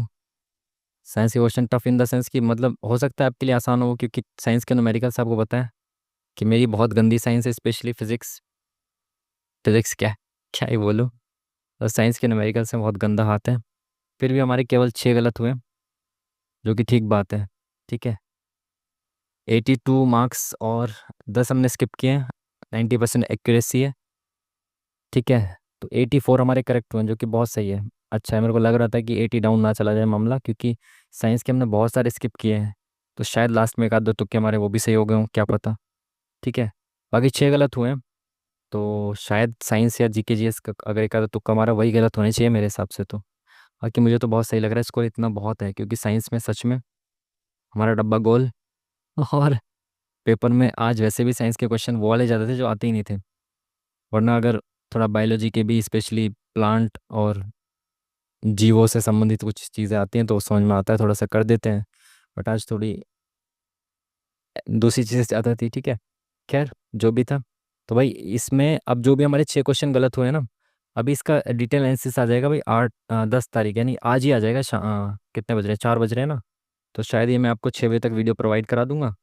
उसके बाद 9 बजे, ये 9:30 बजे इसका एनालिसिस आ जाएगा। तो जैसे इसका एनालिसिस आ जाएगा ना, मैं चेक करके कि जो जो क्वेश्चन गलत है प्लस जो हमने स्किप किए हैं, इनके जो सही सही आंसर्स है ना, वो मैं कमेंट बॉक्स में पिन कर दूंगा। ठीक है, कमेंट बॉक्स में उसका सही आंसर जो है वो पिन कर दिया जाएगा। ठीक है जी, तो चलिए फिर मिलते हैं आपसे नेक्स्ट वीडियो में। तब तक के लिए बहुत अच्छे से पढ़ाई करते रहिए। आपकी एग्ज़ाम डेट आउट हो चुकी है, आप सबको पता चल चुका होगा कि आपका 17 नवंबर से एग्ज़ाम शुरू होने वाले हैं। ठीक है, कोर्ट केस चल रहा है, एग्ज़ाम होगा नहीं होगा, ये सब फालतू की बातों से दूर रहिए बिल्कुल। आपको क्या करना है, सभी जिस जिस जिसने फॉर्म भरा है सभी लोग क्या करिए, एग्ज़ाम में बिल्कुल, एग्ज़ाम की तैयारी में बिल्कुल अच्छे से लग जाइए। ठीक है, ये मान के चलिए कि आपका एग्ज़ाम 17 को ही होना है, और जब बोल दिया रेलवे ने, डेट दे दी, तो होना ही है। ठीक है, चलिए फिर मिलते हैं आपसे नेक्स्ट वीडियो में, तब तक के लिए थैंक यू वेरी मच, नमस्कार।